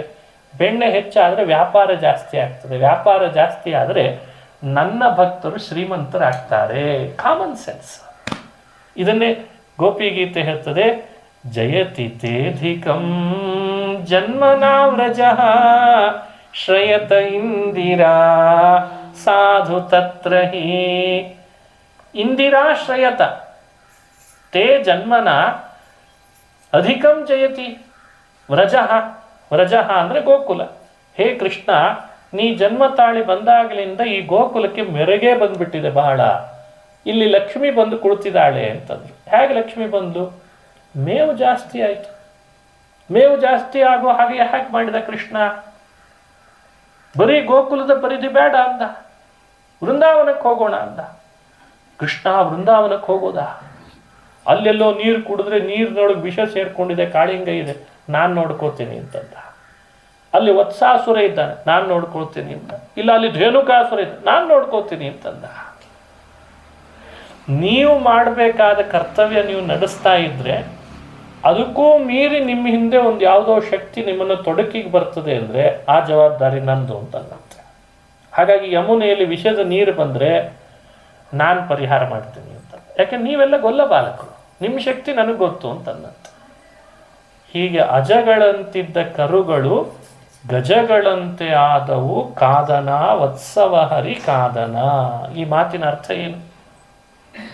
14 ಲೋಕವನ್ನು ಆಳುವ ಶ್ರೀಹರಿ, ಕ್ಷೀರಸಾಗರದಲ್ಲಿ ಸದಾ ಮಲಗಿರುವ ಪವಡಿಸುವ ಶ್ರೀ ವಿಷ್ಣು ಭೂಮಿಯಲ್ಲಿ ದನಗಾಯಿಯಾಗಿ ನಿಮ್ಮ ಮುಂದೆ ದನ ಕಾಯುವವ ಅಂತ ಕರೆಸ್ಕೊಳ್ತಾನೆ ಅಂದರೆ ಯಾರ ಸಲುವಾಗಿ?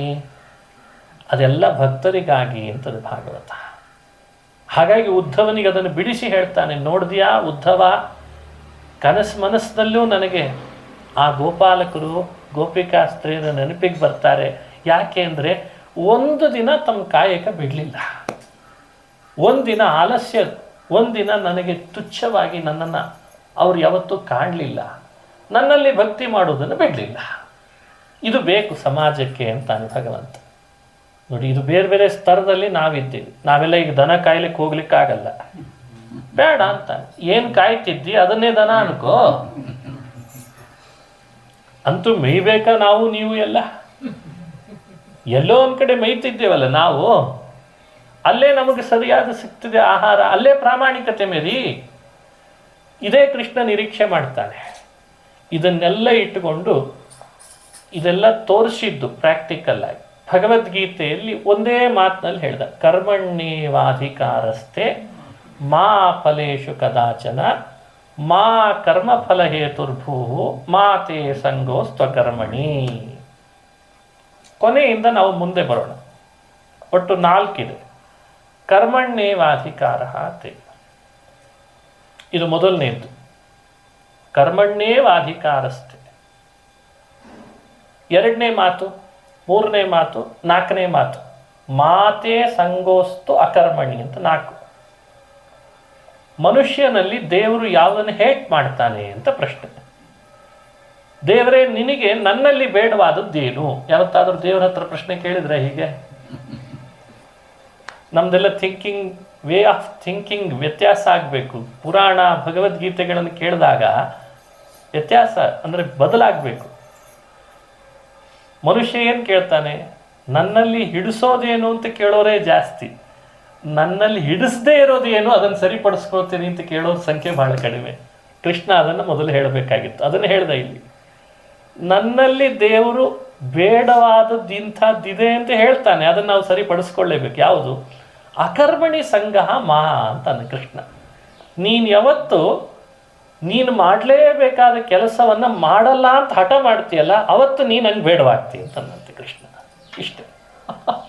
ಅಕರ್ಮಣಿ ಸಂಗಹ ಮಾ, ಅದಕ್ಕೆ ಬಹಳ ಅರ್ಥ ಇದೆ ಶಬ್ದಕ್ಕೆ. ಮಾತೇ ಸಂಗೋಸ್ತ್ವಕರ್ಮಣಿ ಅಂತ ಶಬ್ದ ಇದೆ.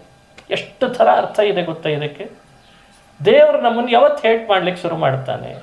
ಒಂದೊಳ್ಳೆ ಕುಲದಲ್ಲಿ ಹುಟ್ಟಿದ್ದೇವೆ, ಒಳ್ಳೆ ಕೆಲಸ ಇದೆ, ಅಥವಾ ಅದು ವಿದ್ಯೆಯನ್ನು ಪಡೀತಾ ಇದ್ದೀವಿ, ಪಡೆದಿದ್ದೇವೆ, ಒಳ್ಳೆ ಮನೆ ಇದೆ, ಎಲ್ಲ ಥರದಿಂದ ಸೌಕರ್ಯಗಳಿವೆ. ಆದರೆ ಏನೋ ಒಂದು ನಾವು ಮಾಡಲೇಬೇಕು ಅಂತ ನಮಗೆ ಅಂತ ನಮ್ಮ ಜೊತೆಯಲ್ಲೇ ಬಂದಿದೆ ಅಲ್ಲ, ಅದನ್ನು ನಾವು ಮಾಡಲ್ಲ ಅಂತ ಯಾವತ್ತು ಧೋರಣೆ ತಾಳ್ತೇವೆ, ಅವತ್ತು ದೇವರು ನಮ್ಮನ್ನು ಹೇಟ್ ಮಾಡ್ತಾನೆ ಅಂತ ಭಗವದ್ಗೀತೆ ಹೇಳ್ತಾರೆ. ಅಕರ್ಮಣಿ ಸಂಗಹ ಮ. ಅಕರ್ಮಣಿ ಅನ್ನೋ ಶಬ್ದದ ಅರ್ಥ 2. ಒಂದು ಹೇಳ್ತೀನಿ ಈಗ. ಇದನ್ನು ನಾನು ಮಾಡಲ್ಲ, ಇದನ್ನು ಬಹಳ ಸಲ ಇದು ಬರ್ತದೆ. ನಾನು ಇವತ್ತು ಹೇಳಲ್ಲ. ಯಾಕೆ? ಕಾರಣ ಗೊತ್ತಿಲ್ಲ ಅಷ್ಟೆ. ನಾನು ಹೇಳಲ್ಲ, ನಾನು ಸ್ನಾನ ಮಾಡಲ್ಲ, ನಾನು ದೇವರ ಸ್ಮರಣೆ ಮಾಡಲ್ಲ, ನಾನು ಕೆಲಸಕ್ಕೆ ಹೋಗಲ್ಲ. ಯಾಕೆ ಹೀಗೆ? ನಾನು ಹೋಗಲ್ಲ ಅಷ್ಟೆ. ಇದು ಭಗವಂತ ಹೇಟ್ ಮಾಡಿದ್ದಂತೆ. ಎಷ್ಟು ಅದ್ಭುತವಾದ ಮಾತು. ಯಾವ ವ್ಯಕ್ತಿ ಅಕರ್ಮದ ಧೋರಣೆಯನ್ನು ತಾಳ್ತಾನೆ ಅವನು ಯಾವತ್ತೂ ನನ್ನ ಹತ್ರಕ್ಕೆ ನನಗೆ ಪ್ರಿಯನಾಗಲ್ಲ ಅಂತಂದಿದ್ದಾನೆ ಕೃಷ್ಣ. ಇದನ್ನು ಎಲ್ಲರೂ ಆಮೇಲೆ ಕಳ್ತನ ಮಾಡಿದರು ತಮ್ಮ ಭಾಷೆಗಳಲ್ಲಿ. ಅವ್ರು ಕಳ್ತನ ಮಾಡಿದವ್ರ ಬಗ್ಗೆ ಚರ್ಚೆ ಮಾಡೋದು ಬೇಡ ಸದ್ಯಕ್ಕೆ. ಅದು ಕಾಯಕವೇ ಕೈಲಾಸ ಅಂತ ಒಬ್ಬರು ತಗೊಂಡ್ರು. ಅದು ಏನೇನೋ ಒಂದೊಂದು ಶಬ್ದಗಳಲ್ಲಿ ಬಿಡಿಸಿ ಬೇರೆ ಬೇರೆ ರೀತಿ ಹೇಳಿದರು. ಕೃಷ್ಣ ಮೊದಲೇ ಹೇಳ್ದ, ಅಕರ್ಮಣಿ ಸಂಗಹ ಮ. ನಿನ್ನ ಲೈಫ್ನಲ್ಲಿ ನೀನು ಉದ್ಧಾರ ಆಗೋದು ಯಾವಾಗ? ಮಾಡಬೇಕಾದದ್ದನ್ನು ಮಾಡು ಅಂತ ಹೇಳೋದು ಬೇರೆ, ಮಾಡಲೇಬೇಕಾದದ್ದನ್ನು ಬಿಡ್ತೀನಿ ಅನ್ನೋ ಹಠ ಮಾಡೋದಿದೆಯಲ್ಲ, ಅದು ಬೇಡ ಅಂತಂದಂತೆ ಕೃಷ್ಣ. ಇದು ಅಕರ್ಮಣಿ ಸಂಗಹ ಮಾ ಅಂತ ಒಂದರ್ಥ. ಇನ್ನೊಂದು ಅರ್ಥ, ಅಕರ್ಮ ಅನ್ನೋ ಶಬ್ದಕ್ಕೆ ಮಾಡಬಾರ್ದದ್ದು ಮಾಡೋದು ಅಂತೊಂದಿದೆ ಅಂತ. ಅಕರ್ಮ ಶಬ್ದಕ್ಕೆ ಅರ್ಥ ಇದೆ, ಅಂದರೆ ಇದು ಮಾಡಲೇಬಾರ್ದು ಅಂತಿದೆ, ಅದನ್ನು ಮಾಡೋದ್ರ ಕಡೆ ಅಭಿರುಚಿ ಪಡಬಾರ್ದು ಅಂತ. ಎಷ್ಟೋ ಸಮಯದೊಳಗೆ ಇತ್ತೀಚೆಗೆ ಅದನ್ನೇ ಹೇಳಲಿಕ್ಕೆ ಶುರು ಮಾಡಿದ್ದಾರೆ. ಟ್ರೈನಿಂಗ್ ಪೀರಿಯಡ್ಗಳಲ್ಲೆಲ್ಲ ಮೊದಲೆಲ್ಲ ಹಾಗೆ ಮಾಡ್ತಿದ್ರಂತೆ, ಯಾವುದನ್ನು ಮಾಡಬೇಕೋ ಹೇಳ್ತಾ ಬಂದು ಆಮೇಲೆ ಇಂಥದ್ದು ಕಡೆ ಇದನ್ನು ಮಾಡಬೇಡ್ರಿ ಅಂತ. ಈಗ ಸ್ವಲ್ಪ ಉಲ್ಟಾ ಆಗಿದೆ, ಕಾಲ ಬದಲಾಯಿತು. ಈಗೇನು ಮಾಡ್ತಿದ್ದಾರೆ ಅಂದರೆ ಮೊದಲೇ ಪಟ್ಟಿ ಮಾಡಿರ್ತಾರೆ, ಇಂಥದ್ದು ಮುಟ್ಟಬೇಡ, ಇಂಥದ್ದು ಮಾಡಬೇಡ, ಅದನ್ನು ಮೊದಲು ಹೇಳ್ಬಿಡ್ತಾರೆ. ಈಗ ಕೃಷ್ಣ ಅದನ್ನು ಹಾಗೆ ಮೊದಲೇ ಮಾಡಿದ. ಯಾವತ್ತೂ ಕೂಡ ಮಾಡಬಾರ್ದದ್ದನ್ನು ಮಾಡಬೇಡ. ಅಕರ್ಮಣಿ ಅಂದರೆ ನಿಷಿದ್ಧ ಕರ್ಮಣಿ ಸಂಗಹ ಮಾ, ವಿರುದ್ಧ ಕರ್ಮಣಿ ಸಂಗಹ ಮಾ ಅಂತನ್ನಂತೆ. ಅದನ್ನು ಮಾಡಬೇಡ. ಎಷ್ಟೇ ವಯಸ್ಸಾಗಲಿ, ಯಾವ ದೇಶದಲ್ಲೇ ಇರು, ಯಾವ ಭಾಷೆಯವನೇ ಆಗಿರು, ಯಾವ ದೇಶದ ಪ್ರಜೆನೇ ಆಗಿರು, ಯಾವ ಕಂಪ್ನಿಯಲ್ಲೇ ಕೆಲಸ ಮಾಡ್ತಾ ಇರು, ಆದರೆ ನಿನಗೆ ಅಂತ ಮಾಡಬಾರ್ದು ಅಂತ ಒಂದು ಪಟ್ಟಿ ಮಾಡ್ಕೊ ಮೊದಲು. ಈಗೆಲ್ಲ ಹೆಂಗಾಗಿದೆ ಅಂದರೆ ಒಂದು ದೊಡ್ಡ ಗ್ರಂಥ ಕೊಡ್ತಾರೆ, ಇದ್ರ ಬಗ್ಗೆ ನೀವು 4 ಮಾತು ನಾಳೆ ಬಂದು ಉದ್ಘಾಟನೆ ಇದೆ ಹೇಳಬೇಕು ಅಂತ. ತುಂಬ ಬುದ್ಧಿವಂತನಾದವನು ಏನು ಮಾಡ್ತಾನೆ, ಆ ಪುಸ್ತಕವನ್ನು ಅವಲೋಕನ ಮಾಡುವಾಗ ಹೇಳಬಾರ್ದದ್ದು ಯಾವುದೋ ಅದನ್ನು ಮೊದಲು ಪಟ್ಟಿ ಮಾಡ್ತಾನೆ. ದಡ್ಡ ಏನು ಮಾಡ್ತಾನೆ ಅಂದರೆ ಅವ ಎಲ್ಲ ಹೇಳಬೇಕು ಅಂತ ಹೋಗಿ ಹೇಳೋದು, ಹೇಳದೇ ಇರೋದು, ಹೇಳಲಿಕ್ಕೆ ಹೋಗಿ ಕಸ್ರ ಮಸ್ರ ಮಾಡಿ ಅಡಿಗೆ ಮಾಡಿ ಇಟ್ಬಿಡ್ತಾನೆ. ನಿಜವಾದ ಬುದ್ಧಿವಂತ ಏನು ಮಾಡ್ತಾನೆ ಅಂದರೆ ಇಷ್ಟು ದೊಡ್ಡ ಪುಸ್ತಕದೊಳಗೆ ನಾನು ಯಾವುದನ್ನೇ ಹೇಳೋದ್ರಿಂದ ಅರ್ಥ ಆಗೋದೇ ಇಲ್ಲ ಇವರಿಗೆ ಅಂತ ಅದನ್ನು ಪಟ್ಟಿ ಮಾಡಿ ಯಾವತ್ತೂ ಅದನ್ನು ಟಚ್ ಮಾಡಲಿಕ್ಕೆ ಹೋಗಲ್ಲ. ಇದು ಬುದ್ಧಿವಂತರ ಲಕ್ಷಣ. ಹಾಗೆ ನಮ್ಮ ಬದುಕಿನಲ್ಲಿ ನಾವು ಮಾಡಲೇಬಾರ್ದ ಅಕರ್ಮವನ್ನು, ಮಾಡಬೇಕಾದ ಕರ್ಮ ಬಿಡೋದನ್ನು ಯಾವತ್ತೂ ಮಾಡಬೇಡ ಅಂತ ಕೃಷ್ಣ ಹೇಳಲಿಕ್ಕೆ ಮಾತೆ ಸಂಗೋಸ್ತು ಅಕರ್ಮಣಿ. ಹಾಗೆ ನೀನಿದ್ದಿ ಅಂದರೆ ನನಗೆ ಬಹಳ ಖುಷಿ ಆಗ್ತದೆ ಅಂತ. ಇದು 4ನೇ ಪಾದದ ಅರ್ಥ. ಕರ್ಮಣ್ಯೇವಾಧಿಕಾರಸ್ಥೆ ಫಲೇಶು ಮಾ ಕದಾಚನ. ಮಾ ಕರ್ಮ ಫಲಹೇತುರ್ಭೂಹು 3ನೇ ಪಾದ. 4 ಆಯಿತು, 3ಕ್ಕೆ ಬರೋಣ. ಫಲಹೇತು ಕರ್ಮ ಮಾ ಭೂಹು. ಮನುಷ್ಯನಿಗೆ ಒಂದನ್ನು ಮಾಡಿದಾಗ ಅದರಿಂದ ಫಲ ಬರಬೇಕು, ಮತ್ತೊಂದನ್ನು ಮಾಡಿದಾಗ ಅದರಿಂದ ಒಂದು ಫಲ ಹುಟ್ಟುಕೊಳ್ತದೆ. ಯಾವಾಗ ಅಂದರೆ ಇವನು ಆಸೆಯಿಂದಲೇ ಮಾಡೋದಕ್ಕೆ ಶುರು ಮಾಡಿದರೆ ಬರ್ತದಂತೆ. ಆಸೆಗಳು ಇಲ್ಲದೇನೆ ದೇವರ ಪ್ರೀತಿ ಆಗಲಿ ಅಂತ ಮಾಡಿದರೆ ಮತ್ತೆ ಫೈಲ್ ಮೂವ್ ಆಗಲ್ಲ ಜಾಸ್ತಿ. ಇದೇ ವ್ಯತ್ಯಾಸ. ಮಾ ಕರ್ಮ ಫಲಹೇತುರ್ಭೂಹು ಅಂದರೆ ಹಾಗರ್ಥ ಅಂತ. ಮನುಷ್ಯ ಮಾಡುವ ಕರ್ಮಗಳು ಮೇಲಿಂದ ಮೇಲೆ ಮತ್ತೊಂದು ಮಗದೊಂದು ಅಂತ ಫಲ ಹುಟ್ಟಿಸದೇ ಇರೋ ಹಾಗೆ ಮಾಡಬೇಕಂತ. ಅದಕ್ಕೊಂದು ಪರಿಮಿತಿ ಹಾಕ್ಕೊಳ್ಳೇಬೇಕು, ಬೇರೆ ಉಪಾಯವೇ ಇಲ್ಲ ಅಂತಾರೆ ಶಾಸ್ತ್ರಗಳಲ್ಲಿ. ಹಾಗಾಗಿ ಯಾವುದೇ ಕರ್ಮ ನೀನು ಮಾಡ್ತಾ ಇದ್ದಿ ನಿನಗೆ ವಿಹಿತವಾದದ್ದು, ಅದು ನಿನಗೆ ಮತ್ತೊಂದು ಮಗದೊಂದು ಅನ್ನೋ ಫಲಗಳು ಹುಟ್ಟುವಂತೆ ಮಾಡಬೇಡ. ಅಂಥ ಕರ್ಮವನ್ನು ನಿಭಾಯಿಸು ಅಂತ ಹೇಳ್ತಾರೆ. ಕೆಲವರಿಗೆ ಕಂಪನಿಯಲ್ಲಿ ಕೆಲಸ ವಹಿಸಿಕೊಡ್ತಾರೆ. ಏನು ಕೆಲಸ ವಹಿಸಿರ್ತಾರೆ? ಟೇಬಲ್ ಕ್ಲೀನ್ ಮಾಡು ಅಂದರೆ ಸರಿ ಅಂತ ಟೇಬಲ್ ಕ್ಲೀನ್ ಮಾಡ್ಲಿಕ್ಕೆ ಹೋಗಿ ಮೇಲಿಂದನ್ನೆಲ್ಲ ಸರಿಸಿ ಕೆಳಗಡೆ ಬೆಳೆಸಿಬಿಡ್ತಾನೆ. ಕೆಳಗಡೆ ಕ್ಲೀನ್ ಮಾಡು ಅಂದರೆ ಅಲ್ಲಿಂದ ಮತ್ತೊಂದು ಅದಕ್ಕೆ ಸೇರಿಸ್ತಾನೆ. ಅಲ್ಲೇ ಹಾಕಿದೆ ಅಲ್ಲೋ, ಅಲ್ಲೇ ಹಾಕಿದೆ ಮತ್ತೆ ಅದನ್ನು ಅಲ್ಲಿ ಸರಿಸ್ತಾನೆ. ಕೆಲಸ ಕೊಟ್ಟದ್ದು ಒಂದು, ಅದರಿಂದ ಹುಟ್ಟುಕೊಳ್ತಾ ಇರೋ ಕೆಲಸಗಳು ಮಗದೊಂದು. ಅದು ಒಂದು ಮಾಡಿರ್ತಾನೆ ನೋಡ್ರಿ, ಮೊದಲು ಒಂದು ತಪ್ಪು, ಅದನ್ನು ಸರಿಪಡಿಸ್ಲಿಕ್ಕೆ ಕೆಳಗೊಂದು ತಪ್ಪು, ಅದ್ರ ಕೆಳಗೆ ಮತ್ತೊಂದು ತಪ್ಪು.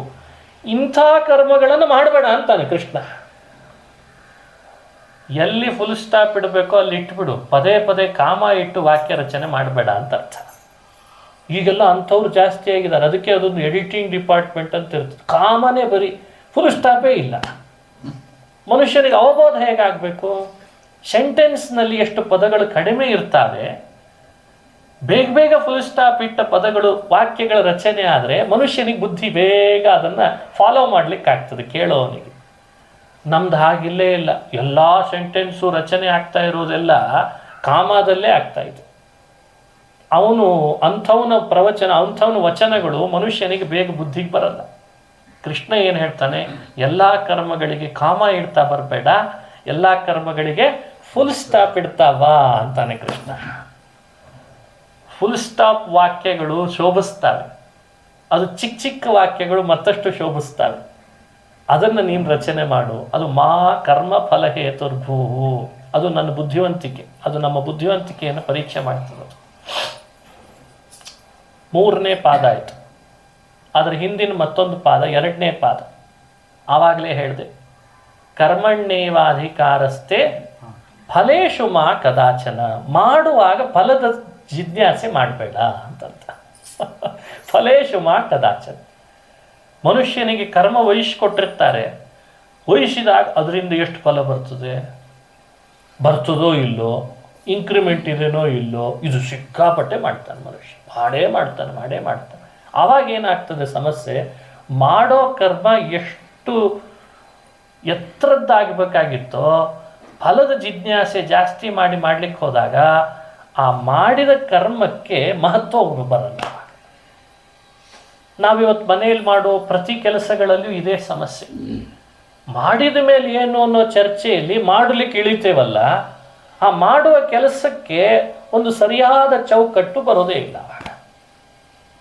ಪಾಠ ಮಾಡಲಿ, ಇನ್ನೊಬ್ಬರ ಜೊತೆಯಲ್ಲಿ ಒಳ್ಳೆಯ ರೀತಿ ಬಿಸಿನೆಸ್ ಮಾಡಲಿ, ಅಥವಾ ಇನ್ನೇನೋ ಕೆಲಸ ಮಾಡಲಿ, ಮಾಡುವಾಗೆಲ್ಲ ಅದೇ ತಲೆ ಒಳಗೆ ಇರ್ತದೆ. ಅದು ಏನು ಫಲ ಇದೆ ಅಲ್ಲ, ಅದೇ ತಲೆ ಒಳಗೆ ಇಟ್ಕೊಂಡು ಮಾಡ್ತಾರೆ. ಕೃಷ್ಣ ಅಂಥವ್ರನ್ನ ಹೇಟ್ ಮಾಡ್ತಾನೆ. ಮಾಡುವಾಗೆಲ್ಲ ಫಲದ್ದೇ ಜಿಜ್ಞಾಸೆ ಮಾಡ್ತೀಯಲ್ಲೋ, ಮಾಡೋದನ್ನು ನೀಟಾಗಿ ಮಾಡು, ಸರಿಯಾಗಿ ಮಾಡು. ಈಗೆಲ್ಲ ಅದಕ್ಕೆ ಫೀಡ್ಬ್ಯಾಕ್ ಕೊಡ್ಲಿಕ್ಕೆ ಶುರು ಮಾಡ್ತಾರೆ. ಅದಕ್ಕೆ ನಮ್ಮ ಸರ್ವೀಸ್ ಹೇಗಿತ್ತು ಅಂತ ಯಾಕೆ ಕೇಳ್ತಾರೆ ನೋಡಿ. ಇವತ್ತಿಂದೆಲ್ಲ ಮೆಥಡ್ ಎಲ್ಲ ಅಪ್ಲೈ ಮಾಡಿರೋದು ಭಗವದ್ಗೀತೆಯಿಂದ. ನಿಧಾನ ಯೋಚನೆ ಮಾಡಿದರೆ ಸ್ಪಷ್ಟ ಗೊತ್ತಾಗ್ತದೆ. ಎಫಿಷಿಯೆಂಟ್ ಮನುಷ್ಯ ಮಾಡೋ ಪ್ರತಿ ಕೆಲಸಗಳಲ್ಲಿ ಫಲದ ಜಿಜ್ಞಾಸೆ ತಲೆಯಲ್ಲಿ ಹಾಕ್ಕೊಂಡವನಿಗೆ ಯಾವತ್ತೂ ಅದು ಪೂರ್ಣವಾಗಿ ಕೆಲಸ ಮಾಡಲಿಕ್ಕಾಗಿರಲ್ಲ. ಅದನ್ನು ಕೃಷ್ಣ ನಿರೀಕ್ಷೆ ಮಾಡಿದ್ದ. ನೋಡು ಅರ್ಜುನ, ನೀನು ಬಿಲ್ಲಿಗೆ ಬಾಣ ಹೂಡು, ಎದುರಾಳಿಗಳನ್ನು ಸಂಹಾರ ಮಾಡು, ಅದು ನಿನಗೆ ಕರ್ತವ್ಯ ಕರ್ಮ. ಮುಂದೇನಾಗ್ತದೆ ಅದರ ಫಲದ ಬಗ್ಗೆ ಈಗ ಜಿಜ್ಞಾಸೆ ಮಾಡುತ್ತಾ ಸಮಯ ವ್ಯರ್ಥ ಮಾಡಬೇಡ ಅಂತ. ಅದು ಪುಣ್ಯ ಬರ್ತದೆ, ಪಾಪ ಬರ್ತದೆ, ಸ್ವರ್ಗಕ್ಕೆ ಹೋಗ್ತೀನಿ, ಅಪಕೀರ್ತಿ ಬರ್ತದೆ, ಕೀರ್ತಿ ಬರ್ತದೆ, ಛೇ ಅದು ಯಾಕೆ ಚರ್ಚೆ ಮಾಡ್ತಿ? ಆ ಚರ್ಚೆ ನೀನು ಮಾಡಬೇಡ. ಈಗ ಮಾಡಬೇಕಾದದ್ದಷ್ಟೇ. ಆ ಗುರಿ ಅಲ್ಲಿ ತಗಲಬೇಕು ಬಾಣ, ಅದರಿಂದ ಅವನ ಪ್ರಾಣ ಹೋಗಬೇಕು. ಯುದ್ಧದಲ್ಲಿ ನಿನ್ನ ಕೆಲಸ ಅಷ್ಟೆ, ಅದನ್ನು ಮಾಡು, ಅಷ್ಟೇ ಮಾಡು ಅಂತಾನೆ ಭಗವಂತ. ಭಾರಿ ಅದ್ಭುತವಾದ ಯೋಗ ಇದು. ಅದಕ್ಕೆ ಯೋಗ ಕರ್ಮಸು ಕೌಶಲಂ ಅಂತಂದ ಕೃಷ್ಣ. ಮನೆ ಒರೆಸು, ದೇವರ ಪೂಜೆ ಮಾಡು, ಸ್ನಾನ ಮಾಡು ಅಷ್ಟೇ. ಇದನ್ನೆಲ್ಲ ಸಾರವತ್ತಾಗಿ ಹೇಳಿದರು ಹಿರಿಯರು. ಕುರುಭುಂಕ್ಷ್ವಚ ಕರ್ಮ ನಿಜಂ ನಿಯತಂ ಹರಿಪಾದ ವಿನಮ್ರ ಧಿಯಾ ಸತತಂ ಹರಿರೇವ ಪರೋ ಹರಿರೇವ ಗುರು ಹರಿರೇವ ಜಗತ್ಪರ ಪಿತೃಮಾತೃಗತಿ. ಮಾಡು ಅಷ್ಟೇ, ಮಾಡು. ಹೇಗೆ ಮಾಡು? ಇಷ್ಟೆಲ್ಲ ಯೋಚನೆ ಮಾಡ್ತಾ ಹೀಗೆ ಇದನ್ನು ಮಾಡ್ಬೇಕು, ಹಾಗೆ ಮಾಡೋದನ್ನ. ಅದು ನೀನೇ ಪಾಯಿಂಟ್ ಔಟ್ ಮಾಡ್ಕೋ, ಯಾವುದೆಲ್ಲ ಬರಬಾರ್ದು, ಯಾವುದು ಬರಬೇಕು ಅಂತ. ಮಾ ಕರ್ಮ ಫಲ ಹೇತುರ್ಭೂ ಒಂದಾದರೆ, ಮಾತೆ ಸಂಗೋಸ್ತ್ವಕರ್ಮಣಿ ಅಂತ ಮತ್ತೊಂದಾದರೆ, ಈಗ ಹೇಳ್ದ ಫಲದ ಕಡೆ ಆಸೆ ಇಡಬೇಡ ಅಂತ ಹೇಳಿಬಿಟ್ಟೆ ಕೃಷ್ಣ. ಕರ್ಮಣ್ಯೇವಾಧಿಕಾರಸ್ಥೆ ಫಲೇಶು ಮಾ ಕದಾಚನ. ಮಾ ಫಲೇಶು ಕದಾಚನ ಅಂತ. ಫಲೇಶು ಅಧಿಕಾರ ಅಂತ ಹಿಂದೆ ಇದ್ದದ್ದನ್ನು ಮುಂದಿನ ಪಾದಕ್ಕೆ ಅನ್ವಯ ಮಾಡಿಕೊಂಡು ಹೇಳಬೇಕು ಅಂತ ಹಿರಿಯರು ಹೇಳ್ತಾರೆ. ಹಿಂದಿನ ಪಾದ ಏನಾಗಿದೆ?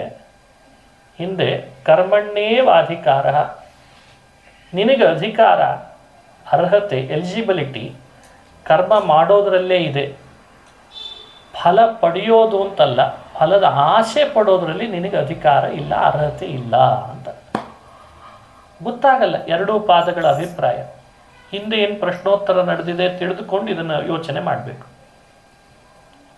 ವೇದ ಉಪನಿಷತ್ತುಗಳು ನಮ್ಮನ್ನು ಒಂದೊಳ್ಳೆ ಕೆಲಸದಲ್ಲಿ ತೊಡಗಿಸ್ಬೇಕು ಅಂತ ಅಪೇಕ್ಷೆ ಪಡ್ತು. ನಮ್ಮ ಬಗ್ಗೆ ಅದು ಚೆನ್ನಾಗಿ ಸ್ಟಡಿ ಮಾಡಿದೆ. ಏನು ಸ್ಟಡಿ ಮಾಡಿದೆ ಅಂದರೆ, ಮನುಷ್ಯನಿಗೆ ಮಾಡು ಅನ್ನೋದನ್ನು ಕೂಡಲೇ ಯಾರಾದರೂ ಮಾಡು ಅಂದ ಕೂಡಲೇ ಅವನು ಅದನ್ನು ಮಾಡ್ಲಿಕ್ಕೆ ಹೋಗಲ್ಲ.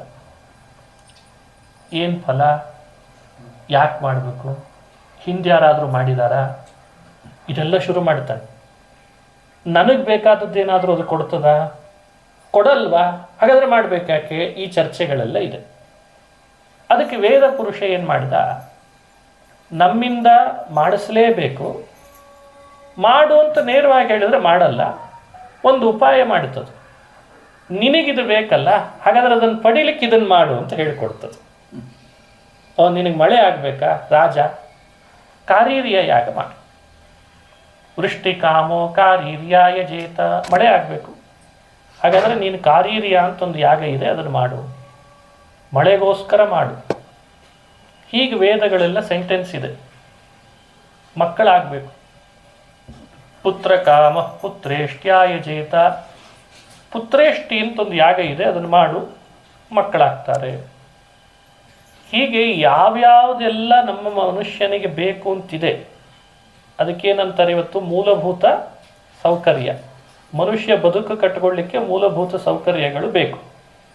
ಅವುಗಳನ್ನೆಲ್ಲ ವೇದ ಏನು ಮಾಡ್ತು, ಆ ಸೌಕರ್ಯಗಳನ್ನು ಹೇಳಿ ಹೇಳಿ ಅದನ್ನು ಪಡಿಬೇಕಾದ್ರೆ ಇದನ್ನು ಮಾಡು, ಅದನ್ನು ಪಡಿಬೇಕಾದ್ರೆ ಇದನ್ನು ಮಾಡುದು ಅಂತ ಅದು ಹೇಳ್ತು.